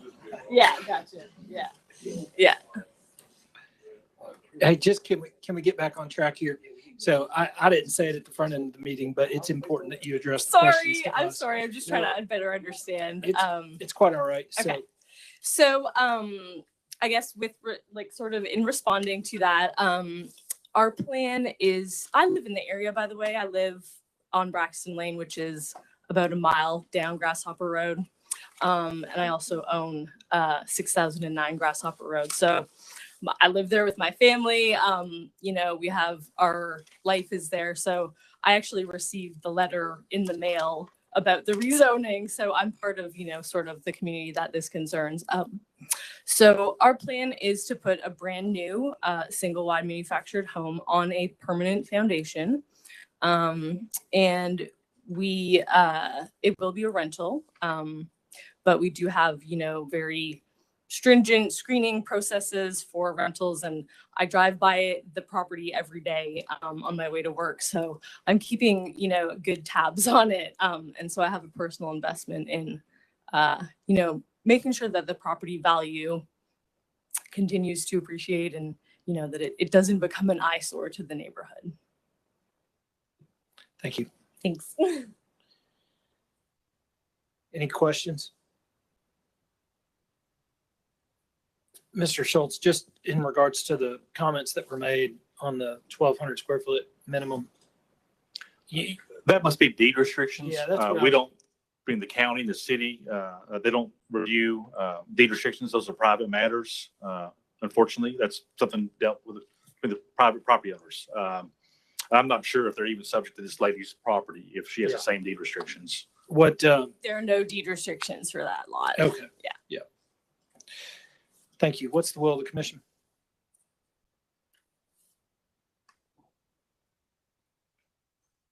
Mr. Chairman, I guess one quick, Mr. Anderson, go ahead. Mr. Anderson just made a motion to approve, I'll second that. and it has been properly seconded. Any discussion? All in favor, please say aye. Aye. Any opposed?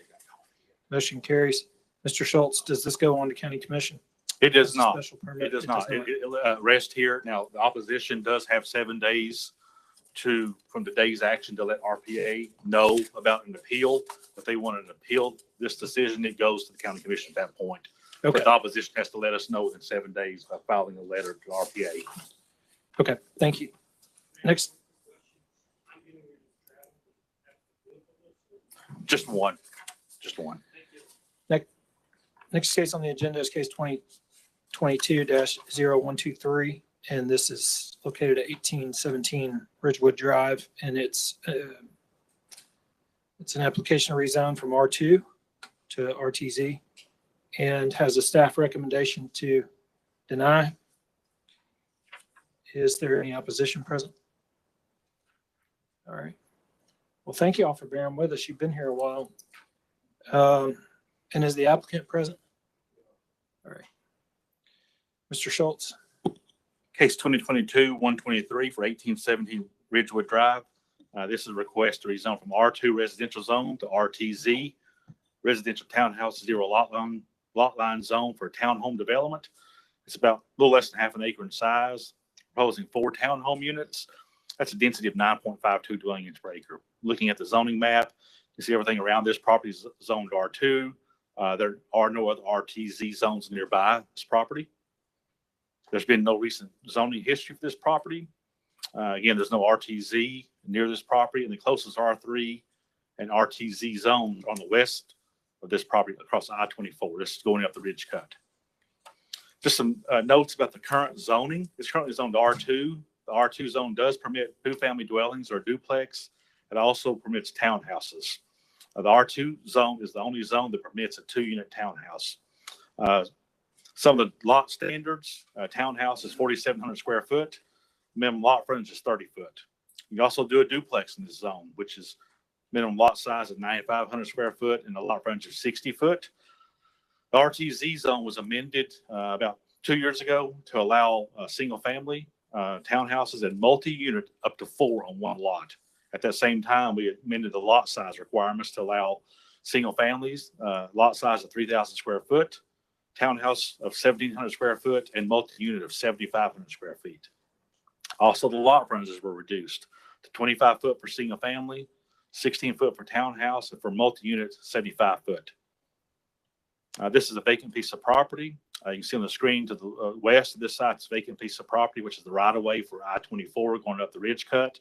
You can see the overpass of Old Ringo Road. Everything abutting this property is either vacant lots or single family detached dwellings. This is a view of the site. You can see it appears to be sloping off towards the ridge cut. This is another view, Ridgewood Drive, the site's to the right. This is a view looking towards the other direction on Ridgewood Drive, site's on the left-hand side. And just another view of the adjacent single-family dwellings nearby. Again, there is no comp plan, no land use plan in this area to provide guidance on the appropriateness of introducing townhome developments in this area. We fall back to the comp plan, which is again intensity levels. This is level 1 and 5. Level 5 is the highest intensity level in the comp plan. It's appropriate for low density developments and underutilizing existing infrastructure and create gaps in connectivity. This site is located in a densely populated area, but the natural features of the site may make higher density incompatible because of the slopes. Again, there is no land use plan that provides guidance. The request is not compatible with neighboring land uses in terms of development form or natural features on the site. The current zoning as zoned now, which is R2, will allow the applicant to develop a 2-unit townhome or a 2-family dwelling, which are more compatible at this location. So staff recommended to deny the request to RTZ. Here's the site plan submitted with the request. It's 4 townhomes with a private access and private driveway, with all 4 lots having frontage on Ridgewood Drive. So staff recommends to deny. Thank you, Mr. Schultz. Any questions for staff?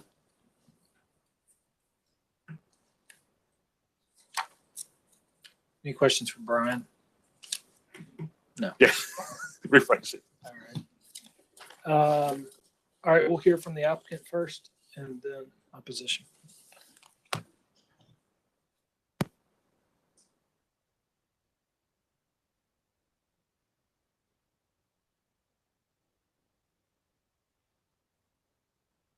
Afternoon, Brad Brackett, Reagan Smith, and I'm here with Alec Anderson, the owner developer. So I don't think it was pointed out in the review, but this is in the urban overlay district, and so we felt the request for higher density was reasonable. If you'll see on the site plan, it is an oddly shaped parcel, and there are some grade challenges. It does slope from the right of way down into the lot. So that's part of our proposal, is how do we deal with that?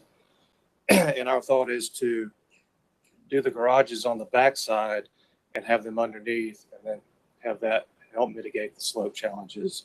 I will say that along the frontage that you would see no driveways, the garages would be in the back. So it would be a architectural edge along the right of way, which would be, I think, favorable.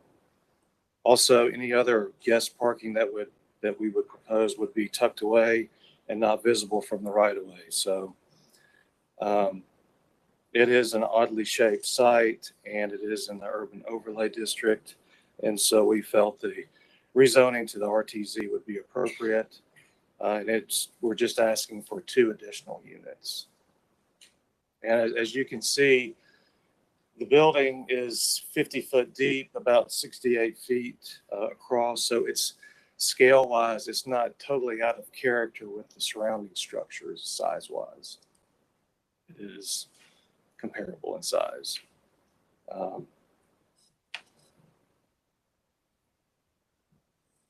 think that's about all of the points that I had to bring up. Alec, did you want to add anything to it? Hi, Alec Anderson is actually my partner. He's yeah, that's okay. I'm Frankie Martinez with A3C Investments. So our thing here is we want to be able to again do something that's entry level. We're a small general contracting firm, and as a lot of you know, it's difficult to find something that somebody my age can A, be proud to live in, and B, afford. And so for us, that's what this is. With current building material prices, it's difficult to build less than 4 and make it to where something doable. So we felt that after talking to the different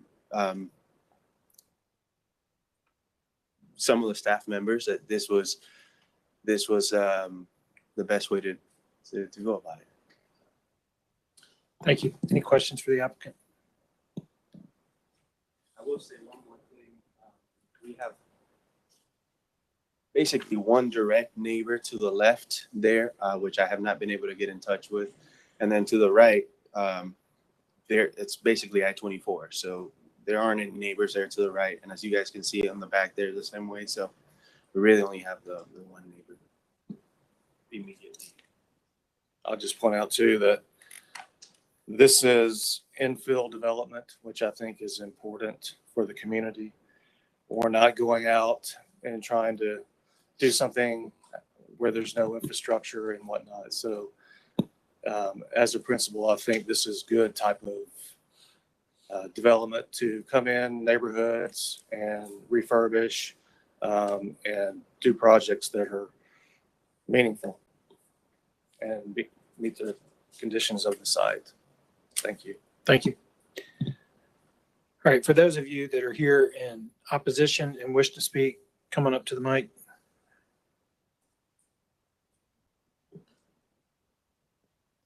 Do bear in mind that total time allotted for opposition is 9 minutes. I'll be quick. Thanks. My name is Phil Wyndham, 1722 South Crest Manor Lane.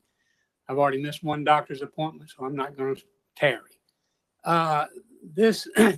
The way it is, if he wants to put 2 townhomes, that's fine. I don't really like that because that's a single road. The previous owner, the gravel 2 cars could pass. 2 cars cannot pass going into my neighborhood, which I live just beyond there, South Crest. If a pizza delivery man's delivering a pizza, I can't get past. So the width of the road and traffic is probably my main issue, and it can already do 2. Thank you. We should have took one with a car on it. Okay, good, thanks.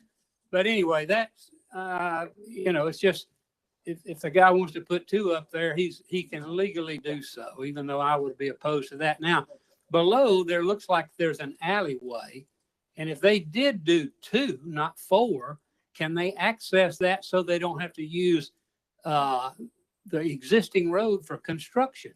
I mean, they got to cut down trees. They got to do probably it's a really sloping lot. There's got to be some excavation work done and probably some retaining walls, etc.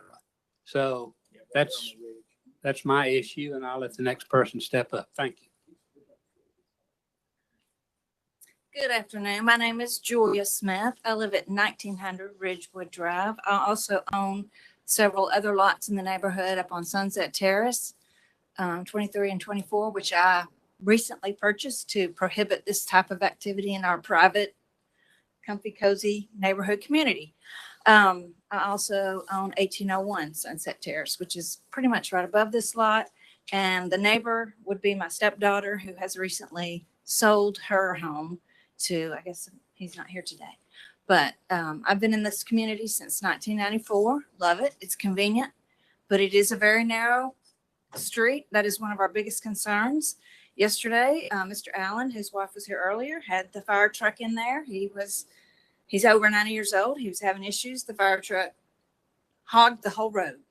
No one could come in and come out. They didn't even know where to go in and turn around. So, I had to instruct them how to get up to Southcrest Manor and go up in there and turn around. I don't know if you guys remember in September of last year when one of the city 311 trucks was up in our neighborhood. It's a very tight, twisty, turny neighborhood. You don't know it's even up there.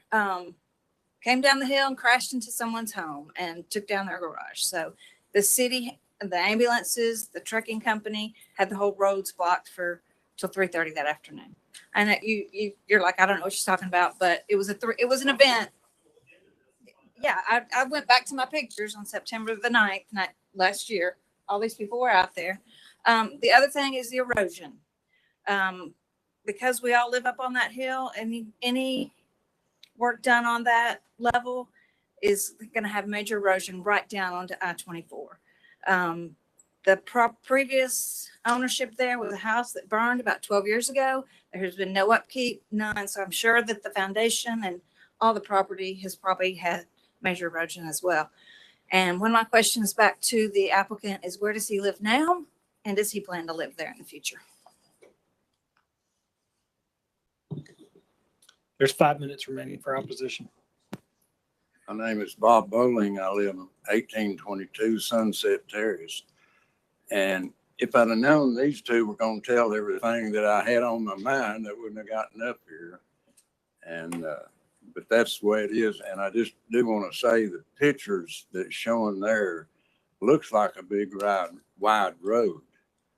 But if you get up there and look down that street, it is very narrow. And I hope y'all consider that. Thank you.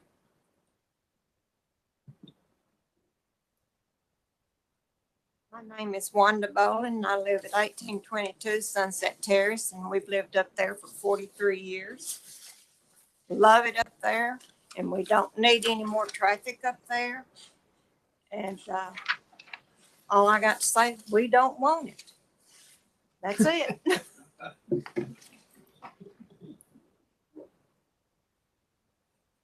My name's Wayne McCoy. I live at 1719 Southcrest Manor Lane. I drive this road every day. It's probably 12 to 14 feet wide. It's I just want to say that I totally support staff's recommendation to deny the plan that is in the packet. It does not show adequate setbacks. There's a lot of things that I don't want to pick the plan apart, but I just want to say that I totally support staff's recommendation. Thank you. Thank you. I think it's important to note that we're not approving a site plan in regards to setbacks or anything like that. Right, Mr. Schultz? That's correct. They're just merely conceptual renderings for the zoning case review. All right. Yeah, come back up as the applicant. Okay. So I understand and appreciate the concerns. A couple of things. It seems like one of the biggest concerns is the fact that the road isn't huge, and I agree. In fact, currently getting into the driveway is difficult. That's why we've widened the driveway. We're going to make it a lot more accessible. However, I do want to point out that we're only going to be adding potentially 4 more cars. That's having your kids over with their friends. That's 4 cars. That's Christmas. That's an extra 4 cars. I mean, it's 2 more units. We're not asking for 16 or 20 more houses here. And also, this is an infill project. This is what the city wants. This is what we need. As far as whether or not I would live there, I have chickens. I don't think you guys want the chickens. I think that would be an issue there. But I actually really like the area. In fact, when we initially purchased it, we didn't do anything with it for a while because my partner and I were kind of fighting over it. And then we just decided to do something else. So that's what I have, and I would respect your recommendation. Mr. Anderson. Question for the applicant. Have you spoken with Councilwoman Demetrius Coonrod, who's the rep for the area?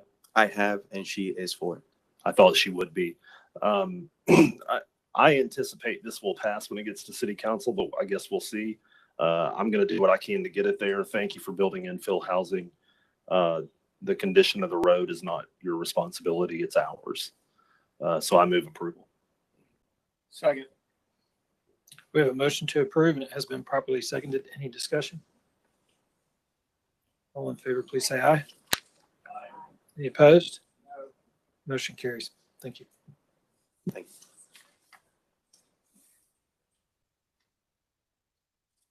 Are you approving them for the townhouses? Commissioner Highlander did. We made a recommendation to city council that it be approved for the townhouses let me restate that. We made a recommendation to city council to approve the zoning that the applicant was requesting. Well, it's really not fair. You just need to come up there and look at it for Well, yourself. we do appreciate your comment and we appreciate you being here, but it'll also be heard at city council next month. So make sure to go and let them know how you feel about it and Okay. relay your concerns. No. Sorry. No, you cannot. Okay. Sorry. Thank you. All right. I'm going to turn the meeting over to Vice Chairman Lehman, if that's all right. And then I'm going to come back for the tail end of that meeting. So, or the tail end of our meeting, Mr. Maybe, can you come and get me? Thank you. Thank you. I'm gonna try to run it from here. So Dan, if you need to signal me, please signal me. But we'll go on to our next item on our agenda. It's item case number 2022-0111. It's located at 1040 Gibbons Road, City of Chattanooga. It's a request to rezone R1 residential zone to R3 residential zone. Has a staff recommendation to approve with conditions. Is there any opposition to this case? Okay, seeing none. Is the applicant here? Are you good with the conditions? Okay, having Okay, a, hold on. I interfere for a second. I was talking to the applicants back here. Sorry. We did receive email in support of this, but the conditions are different than what staff's recommending. I don't know if you want me to read those conditions or go with staff. so what are, This letter should be in your, let me only ask, what are the conditions? Why are they different? we go to staff's conditions. Staff condition was to approve this subject to 3 conditions. Development under a horizontal property regime, development of single-family detached dwellings, and maximum 4 dwelling units per acre. That's staff's conditions. We did receive this from the adjacent subdivision, which is Reunion. It's a little different. The development would occur only on the western half of the parcel with access from Gibbons Road, including construction of necessary infrastructure, utilities, roadways, neighborhoods, amenities, and up to 26 detached single-family homes. On the eastern half of the parcel would perpetually remain undeveloped and preserved in its natural state to protect the environment and water course in that area, and to provide a buffer and screening for light and sound and to impede foot traffic potentially generated by the proposed development that could impact Reunion. And finally, number 3, preservation of the eastern portion of the parcel to be considered adequate for screening and buffering to meet the requirements of Chattanooga zoning code section 38595, and that no land disturbing activities to be required to install additional screening vegetation along our common boundary line. Those are the conditions. It's a little hard because it just says the eastern and western portions. I don't know what the heck those mean. Okay, well, let me ask 2 questions because I do have a motion and a second. Has the applicant looked at these conditions and are they comfortable in their current form? Or maybe this is something that could be discussed prior to city council? I think they could be discussed prior to city council. But you haven't had, you don't have a lot of comment on them.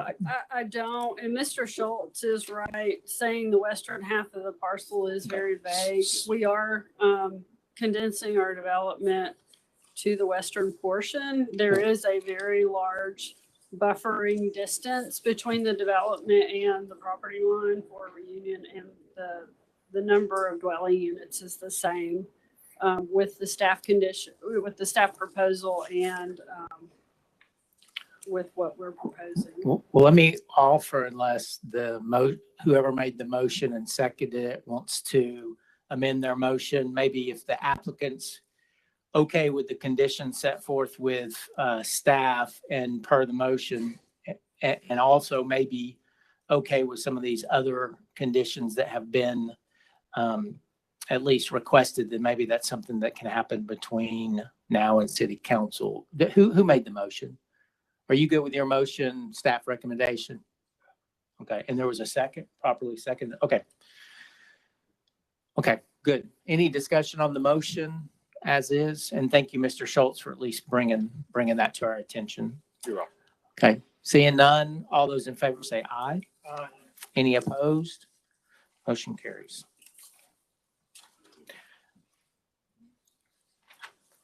He's got one notification.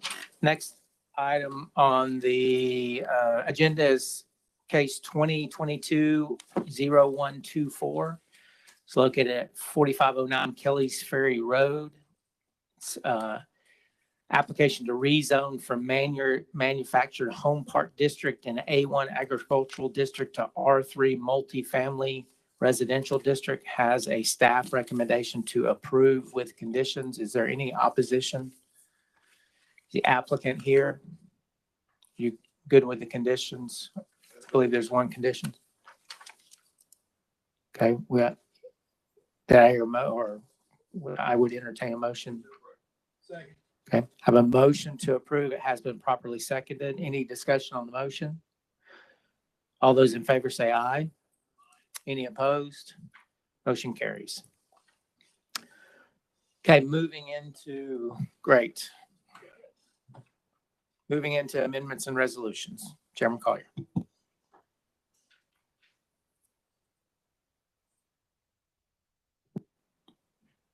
Item 6 on our agenda, a resolution to amend chapter 38, the Chattanooga zoning ordinance to delete section 38 through 32 lot size, lot frontage and structure setback.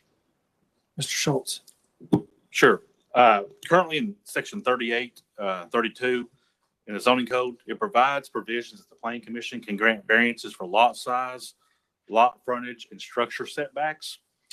Talking to city attorney's office and outside legal counsel, that's not under state law. That authority rests with Board of Appeals and not planning commissions. And I had those sections that we went back and verified under state law, section TCA 133402. Basically, planning commission has the authority to grant variances to standards in the subregs. Well, these standards in terms of lot size and lot frontage and setbacks are in the zoning code. That power or the board to hear those variances are the Board of Appeals. And that's provided in section 13.7.207. So basically what we're taking out is that section of the zoning code where it references those top variances come to this board. Those will now go to Board of Appeals.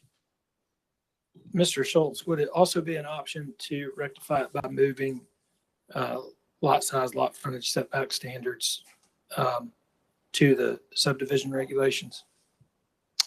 Putting those in the subregs, that's not an option. Those are typically, that's why you have zoning. Those standards are in the zoning code. Subregs right now, when it says lot size, it refers you to the zoning code. That's why we have the zoning to have those standards in that provision. So we're taking this out to comply with state law. Do we have to be in compliance with state law? You do. Yeah. Mr. Maybe. So if even on a new subdivision, the lot size variances wouldn't be determined by this body? Doesn't matter if it's new subdivision or old subdivision. Anytime it's a standard that's in the zoning code, regardless if it's new, old, or whatever, that goes to Board of Appeals. That's the way it's always been. I guess where I'm curious is we've been doing that for years, haven't we? In violation of the state law, yes. So we had a difference of opinions with attorneys at that time. Does that mean staff has been in violation of the state law? I will say we had a difference of opinion from our city attorney's opinion on what that is. We had an outside legal counsel come in and look at it. You're going to hear more next month about other things we're trying to correct. Yes, it is a violation of state law because TCA gives that authority to Board of Appeals to grant those variances and not a planning commission. Planning commission's sole authority in state law is to make recommendations on zoning cases and planning commission, subdivision standards and subdivision regs and adopting plans or recommending plans. So we're correcting this by removing this standard from the zoning regs. We're recommending this be amended. Mr. Chairman. Mr. Maybe. Thank you, Mr. Chairman. Would an option, is this something, because we've been doing this forever, that as long as I've been on here. I mean, do we have to act on this today? You don't, but there is no options right now. Nobody, when they come to Lisa to ask for a variance, there is no other option other than go to Board of Appeals. So we're not taking them now. We're not taking them. I understand. I guess I would like to talk to the city attorney about this person. Would it maybe be possible to bring them into our next work session and have those questions? That work session, by the way, that work session on Friday has been canceled, but we can be glad to get him next month because we have some other things I think that are coming. We'll need to let you I all think it'd be know. helpful to talk to him about all those or talk to them. I apologize. That was very. Or him. Yeah. I'm aware now. I'm sorry I misspoke, but obviously it's up to the will of this entire body, but I think it would be worth having those discussions. I'll go ahead and let planning commission know we at RPA, that's Dan says different. We're not taking these variances anymore. So I mean, honestly, I don't know that we've had an example of one since I've been here. Yeah. It's been a So, while. but I mean, but I'm happy to, don't have to do it this month, but, again, happy to get other legal counsel to give us advice on it.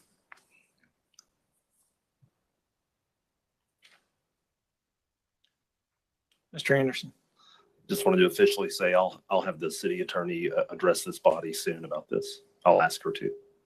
Thank you. Ms. Shepherd, but keep it brief. I will. I'm ready to go home too. Sorry, I'm just, I had asked Karen back there how, and I think y'all have the same questions as I do. The PUD, she said that the PUD would still be a way to amend lot sizes and setbacks or whatever. And then my question would be as far as submitting a plat, sometimes we have variances on radiuses and corners and such, and it's not really a PUD. And we typically submit those variance requests at the same time as the plat. And so those are some things that I would like for you guys to discuss and consider. Those, I can answer those right now. Those standards are in the subregs. Any standard that's in the subregs, planning commission under TCA has the authority to grant variances to those. Happened today. If it's a zoning code, if it's in the zoning code adopted by city council or county commission, planning commission has no authority. Just like when you have a lot size frontage in the county, that doesn't come from the planning commission. You never see those. You've only seen the cities. So, because those go to the Board of Appeals.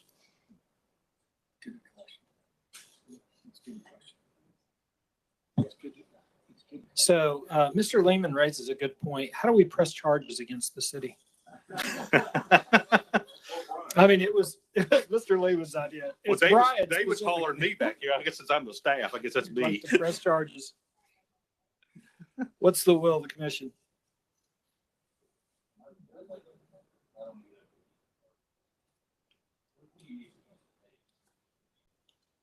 Defer it. Motion to defer for 30 days, and it has been properly seconded. Any discussion? Mr. Anderson. Would you like Attorney O'Donnell to be here at the next planning commission or at some Yes. sort of retreat between now and then? It got canceled. I think Is it going to happen before the next? I think meeting? at the planning commission meeting, and we'll just, Mr. Schultz put it at the top of the agenda. At lunch, No, up to you. It'd still be on the agenda as amendments, but if you want to talk about Okay. the lunch before this meeting, that's that'd be up fine. to. That'd be fine. Lunch it is. All in favor, please say aye. Aye. Any opposed? Motion carries. All right, we've got, let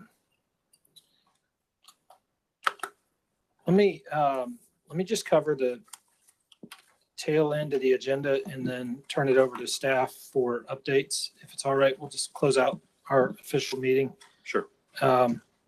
We do have a time on our agenda for public comment on non-agenda items. Ms. Shepherd, anything? Okay. And then I'd like to get approval of the minutes from April 11th.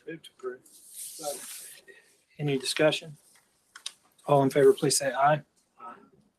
And I'd like to, we are going to go ahead and do the Area 11 East Brainerd plan, but I'll entertain a motion to adjourn and then we'll get the update on the Area 11 plan. If that's all right? We move to adjourn. Yeah. Thank you. All right. Because I just know some people may need to leave, but Area 11 East Brainerd plan. Thank you. Sir, thank you, Mr. Chair, Councilwoman, Commissioners. My name is Eric Travers. I'm with Community Planning Design, RPA. Here to present East Brainerd draft plan to begin review as part of the plan adoption process. I have a case that represents 18,000 people, and I know that we're pretty late on time here, so I'll try to be as expedient as I can. Brian, can you go to the next slide, please? East Brainerd is about 11 square miles, 18,000 roughly people are in this area. Notable landmarks are Heritage Park, Hamilton Place, and all the shopping along Gun Barrel Road. Next slide, please. These are the top issues that we found in our public engagement process. We had a little over 1,700 individual public comments in the span of roughly 9-month public input period. Next slide, please. So I'm going to be going into just each of these issues pretty succinctly. Far and away, the top issue was transportation related, so traffic congestion, road maintenance. The plan recommends investing strategically in new road connections, sidewalk connections, bike paths as feasible. This area's been pretty well built out already, so we're kind of in the congestion mitigation phase. The city has also given more maintenance priority to through streets, so not those dead-end cul-de-sacs, but not the major corridors, but kind of the intermediate-sized roads. So that should be providing some paving alleviation to a lot of folks. Next slide, please. I just want to do a quick plug for the city's, or rather RPA's consultant did a mobility study, worked with the transportation group. They're taking a pretty sophisticated approach to using, I guess, the best way to allocate public dollars for plugging gaps in bike, ped, and road infrastructure. And that's their study area, West 4 Area 11, but it's also applicable to other areas going forward. So we'll be leaning pretty heavily on that. Commerce, public overwhelmingly wants to see more walkable mixed use type places. I can't tell you how many times I heard people say, we want Cambridge Square over here. So, throwing some stats up there to show you that this is what the public wants for this area. So plan recommends promoting this clustered walkable mixed use centers in certain areas and limiting new retail rezoning requests to those places. Next slide, please. Thank you. And then promoting non-retail uses like offices and mid-rise multifamily along those suburban corridors. We heard a lot also about aesthetics along suburban corridors like East Brainerd in particular. I know Councilman Ledford was championing that concern. So plan recommends improving design standards along those suburban corridors, landscaping, signage, things of that nature. Housing, we've talked about it all day. We're in a crisis. Plan recommends obviously using the place types tool for that. Suburban residential is overwhelmingly the main place type that we use in this area, but there is some room to plug in that mixed residential, sort of that house size multifamily. Missing middle is what we use a lot, up to mid-rise, but clustered around those centers and along transit supportive corridors. Next slide, please. So all that yellow that you see, that's suburban residential. So for the vast majority of this area that's already zoned R1, we're saying, great, fine, keep it, because as we've heard, the roads really can't support a whole lot more capacity. But there is room, as I said, to build up a little bit more in other areas. Next slide, please. Last one is natural systems and open space. Public is very concerned about development in the floodplain. Water quality is an issue or a concern out there, as is the desire for more active green spaces. So just showing you some slides here about kind of support for tighter regulations in the floodplain in this area in particular. So real quick, yes, you might have covered this when you first started, but how many people do these studies represent in terms of how many people live in the study area? Yeah, well, no, how many people, respondents? Yeah. I can get you those numbers, but across the board, as I said at the beginning, 1,700 individual responses. So Okay, some what's of the- those might be duplicate, but Gotcha. yeah, some of the surveys we'd have as few as And maybe how many- 30. Some are in excess of 500. So What's the estimated population in? the area? around 18,000. 1,700, 18,000. I think that was a 2019 estimate. So it's grown a little bit since then. Okay, thank you. Mhm. Mr. Maybe. I apologize to my other commission. I'll keep it quick, but if you don't mind, one more quick. If you don't mind hopping back a slide, you were referring to, you identified some areas where there could be some more aggressive, not aggressive may not be, the more dense housing options. Any kind of idea of like what type of amount of acreage that would be, or, you know, I guess I'm trying to get a feel for how much new space did you identify as a place where we could have more Sure. dense, housing. I mean, we could do some calculations. I know when the Area 3 plan went before you all 2 years ago, we did sort of a degree of change study, I think, for Highland Park, and we looked at, you know, the existing zoning, how it could grow the dwelling units per acre, and how many new housing units could be accommodated in that specific area. Is just kind of an example. We could do the same for this plan, but as I said, the general approach is to densify along the corridors where transit is or would be supported in the future. And then sort of doing like a transect, if you all are familiar with that term, kind of stepping back into the neighborhoods, still preserving the single family neighborhoods as they are, but maybe as you get closer to those corridors on a corner or on in Area 3, we use the term A Street, sort of a road that can handle a little bit more capacity or a little bit more intensity, maybe building up to that. So does that answer your question? It does. I think, you know, some sort of statistics would help. Sure. Like you referred to that you did for Highland Park. Sure. I think it'd be helpful for me to just kind of get a feel for where we're going in that area. Yes, sir. Thank Okay. Okay. So lastly, public input on natural systems open space. As I said, floodplain regulations, something that the public is very supportive out here of, and they're also interested in more active spaces. So next slide, please, Brian.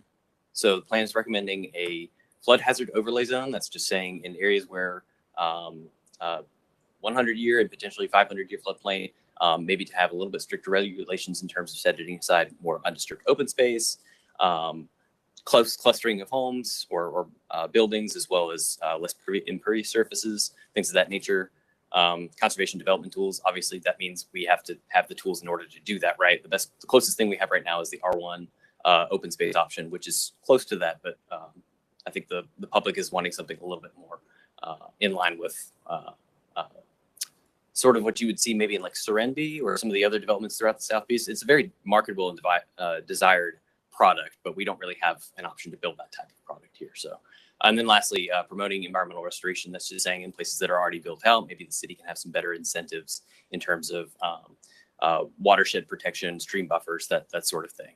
So just to incentivize that. And then lastly, last slide. Oh, I'm sorry. Well, we can go to the next one, but this is just an example. Our graphics team put this together. So this is Davidson Road today. Not very well built out, but as you all know, there's a lot of development pressure out there, as Councilman Ledford and others have shared with me. If you can go to the next slide, Brian. So this is what, under existing zoning, how Davidson Road could be built out today. A lot of that's R1 or R1 PUDs. I think the one in the southeast part of the image is already being built out in a similar fashion. If you can go to the next slide. So this is how, following plan recommendations, a potential scenario of how it could be developed using those conservation methods that I just described. And a quick note about Davidson Road, that's one of the only places, in fact, it might be the only place in Area 11 that does not have sewer. So that's another kind of point towards building that style. Okay, last slide. And then finally, we're recommending, or the plan rather, is recommending a greenway network in East Brainerd. We think this is a pretty good shotgun approach to addressing partly concerns about congestion and alternative traffic routes, but also it's public health, it's active green spaces, it stimulates private investment. It's kind of just an overall win-win. And we think on the tail of South Chick Creek being wrapped up pretty soon, that this would be a good addition to expanding the greenway network in this area. That's all I have. If you all have any questions for me, or if you just want to go home, we can talk about this another time. I have a quick question. Yes. Can you get back to that design standard slide? It was several back, before the the render. design standards. Keep going. Oh, you're talking about the commerce The section? keep going. Yeah, the commerce recommendations and then the improved design standards along corridors, landscaping, signage, building materials. Is that recommending like certain types of building materials? I don't ever remember seeing that in an area plan before. So we've done that in the past with Brainerd Road overlay, the airport district master plan took a similar approach on Lee Highway. It's just something that the plan is recommending as addressing the concerns about aesthetics. You know, as we see C2 creeping down the corridor, people are kind of concerned with just the way that it looks. And from a access management standpoint, we know transportation staff have said that, you know, we can tighten up access along the frontage so that it, you know, alleviates congestion. We access it a little bit from either end of the block instead of having curb cuts every 100 feet or something like that. Does the current draft call out specific building materials? I haven't read it yet. No, it does not. So the general practice on our team is we like to make recommendations that are focused enough that kind of give other staff and people who are going to implement it. You know, Eric Asbo's team is going to be heading up plan implementation. We want to allow for a little bit of creative interpretation on what that could or should be. So this is just kind of putting forward that opening salvo of that recommendation, just generally speaking. These are things that could or should be looked at. But Eric, you're talking about commercial buildings, right? That's the way that the public has Commercial, understood it. industrial, anything non-residential. Yes, sir. I'm just make sure I understand. You're saying it's not in the current plan, but it would be specific requirements or building materials or signage. The Those plan- details in the end, they would be in your vision is to have it in the area plan. The plan does have that language It currently. just has a recommendation for it. It doesn't put any code in place or suggested code. or anything. Okay, so Correct. it would have to be like an overlay or something like that. Correct. And And- to eventually like. And I'll add, yeah, I think the approach that the plan is going to take is recommending the development of some new zones for suburban corridors, but also for these centers types, right? We've got UDC in urban core, but I know with the code reform that this could be tied into that somewhat, you know, as plan implementation takes place. So. Mr. Schultz, can you go forward a couple slides? So I want to see that Davidson Road slide again. So that's what current zoning is building out, is what or current zoning. I think could- so. Yes, sir. Most everything on Davidson Road is R1 already. Okay. And the next slide is, I'm assuming the idea there is it's the same number of units. It's just much. It's comparable. I want to say it's maybe 70 to 80% of the same number of Okay, units. I so can get you the. all, but can this you go is- back a slide? All 1,700 of your respondents live on that slide. No, sir. In that kind of development? No, sir. So this is just a subset of the broader study area, right? We're talking about East Brainerd from I-75 to city limits, from Georgia state line all the way up to. I think my point is that, you know, you have 1,700 respondents and all of them live on that kind of development. The next slide, if you go to area 3, you might find some respondents that live on or in developments that look like that. But I mean, that's a big shift to, I mean, that's massive. Well, and I think what they're trying to say with the second image is something that looks like a conservation subdivision, Serenbe type project. Yes, sir. And I know Serenbe very well and a lot of other conservation subdivisions. And this is very, you know, idealistic. I would say that there would have to actually be some public acquisition of land in that area for it to be that tight. Because I mean, I've seen a lot of conservation subdivisions and that's very tight. But it's a, you know, it's a good goal, I guess. Okay. Anything else? Thank you for your time.